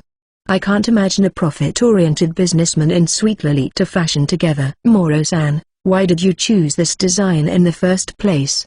It doesn't seem like the kind of thing you would like. I asked Moro-san, who was in a state of shock. I thought my great-grandchild would like it. What? When I ask him about it, he tells me that, while I wasn't there, his grandchild brought his great-grandchild to visit the castle. The great-grandchild is still very young and was scared of Moro-san for some reason. They wouldn't get close to him at all. Moro-san was quietly shocked by this and remembered that his great-grandchild was interested in Saperabi. He thought that if he showed them the cutest Saperabi, they would be impressed and respect him. That's selfish. As long as he does his job properly, I have no problem with it. However, Moro-san, who created a design that goes beyond sweet and cute for his great-grandchild, is quietly amazing. He was rejected by the Saperabi, but he may be praised as godlike in some circles. Still, great-grandchildren. In this world, people tend to marry young, so it's normal for someone like Moro-san to have great-grandchildren. It's a harsh world, so it makes sense that people would be eager to have children. However, adventurers tend to marry late. Given the dangerous nature of their profession, you'd think they want to have children. But the risk of dying and leaving an orphan behind, or the difficulty of moving or going on expeditions, seems to contribute to the trend of adventurers marrying later. Adventurers are a low-tier profession, so it's probably unavoidable. Adventurers who aren't just doing it as a hobby can earn a lot of money if they make it to the top. However, when they're starting out, they risk their lives for low pay in extremely harsh conditions. It's difficult to start a family on a low salary. Once they make it to the top, they level up and live longer. This makes them less likely to rush into marriage, allowing them to enjoy their time. Practical adventurers seem to find safe ways to earn a living in the middle ranks and start families. However, the dilemma is that practical types don't tend to become adventurers in the first place. Adventurers who are driven or do it for fun have a tough job. I think Alessia-san and the others are doing it 70% for fun. They probably became adventurers because they longed for travel and freedom. With their beauty, they could have had many other options for earning a living besides becoming adventurers. I am convinced that my Ins is a 100% hobbies-driven adventurer. What, true? You understand how this poor old man feels, don't you? Before I knew it, I had drifted from thinking about the marriage customs of this world to thinking about the joys and sorrows of adventurers. However, Moro-san's pity-inducing question brought me back to reality. Moro-san, even if you call yourself a pitiful old man, you're quite wealthy. You've leveled up so much that you're just a little old. I can't feel sorry for you. He may have had his struggles, but Moro-san is an overwhelmingly successful man. Thanks to his level-ups, he's so energetic that I wonder if he's really an old man. Honestly, if it weren't for my cheat ability, I'd be jealous. He says he's a pitiful old man, but he really just wants to use Saperabi because he wants to be loved by his great-grandchildren. You're so cold. Can't you do something about it? Moro-san tries to act sulky, but he's not cute at all. I don't want to get involved with him. It seems that you can negotiate to some extent with the Saperabi who have had their consciousness liberated. So, it depends on how hard Moro-san tries, doesn't it? I don't understand it very well yet, But it seems that they're allowed a certain degree of freedom as long as they don't deviate from their original duties. However, the skills in this world are unfriendly. It would be nice if, like with the ship summoning staff, you could learn about a skill once you've acquired it. But there's no such follow-up, so you have to learn by trial and error. That's why it's common not to know how to utilize unique skills. There's a huge difference between the good and bad ones. Actually, I guess the correct answer is that you can't judge whether a skill is good or bad because you can't use it properly. I'm curious about how the person from the Empire, who possesses the laser beam's unique skill, learned to use it. In this world, you wouldn't understand what a laser is, huh? The merchant like Saparabi heard me, took out a piece of paper, and started writing. Don't ask me where he got the paper. It's pointless. This ship delivers food and alcohol upon request, so it's too late now. Saparabi handed the paper to Moro-san. Is it just my imagination, or does he look vaguely satisfied? What's this? Compensation for work outside your main job? In other words, you'll be paid to entertain my great-grandchildren? But isn't entertaining the passengers who boarded the ship your main job? I don't know what Saparabi's original job was, but the merchant Saparabi will do whatever you ask in exchange for payment. However, as Moro-san said, helping customers is literally part of Saparabi's job. Saparabi tapped on the part that Moro-san hadn't read yet. So basically, if I pay the fee written here, you'll work to make my great-grandchild respect me? I see. In that case, it's worth paying an extra fee. But isn't the price a bit steep? Saparabi's demand must have sparked Moro-san's merchant spirit because negotiations suddenly began. Let's call this meeting adjourned and wrap things up, I said in a low voice, and I fled the room with Alessia-san. Camille-san and Donatella-san remained behind, admiring their respective Saparabi, while Moro-san was engrossed in negotiations. ******.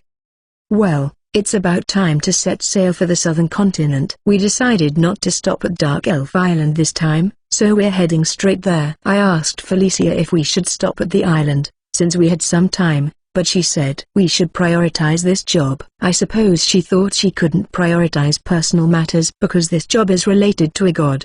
That's typical of Felicia's thoughtful nature. Come to think of it, this will be my first long voyage with Donatella-san, won't it? The only other time I traveled by ship with her was when we were power leveling and moving to Cagliari. So, I think this will be our first pure voyage. That is, if we can call this trip pure. I'll plan events for us to enjoy on the ship. Swimsuit events are a must. As for raising awareness of the Saparabi, it hasn't been resolved, but it has been put on hold. The Saparabi had their consciousness liberated more than I had imagined. They were capable, unique, and highly independent. This inspired the entrepreneurial spirit of Camille-san, Donatella-san, and Moro-san, who were in charge of verification.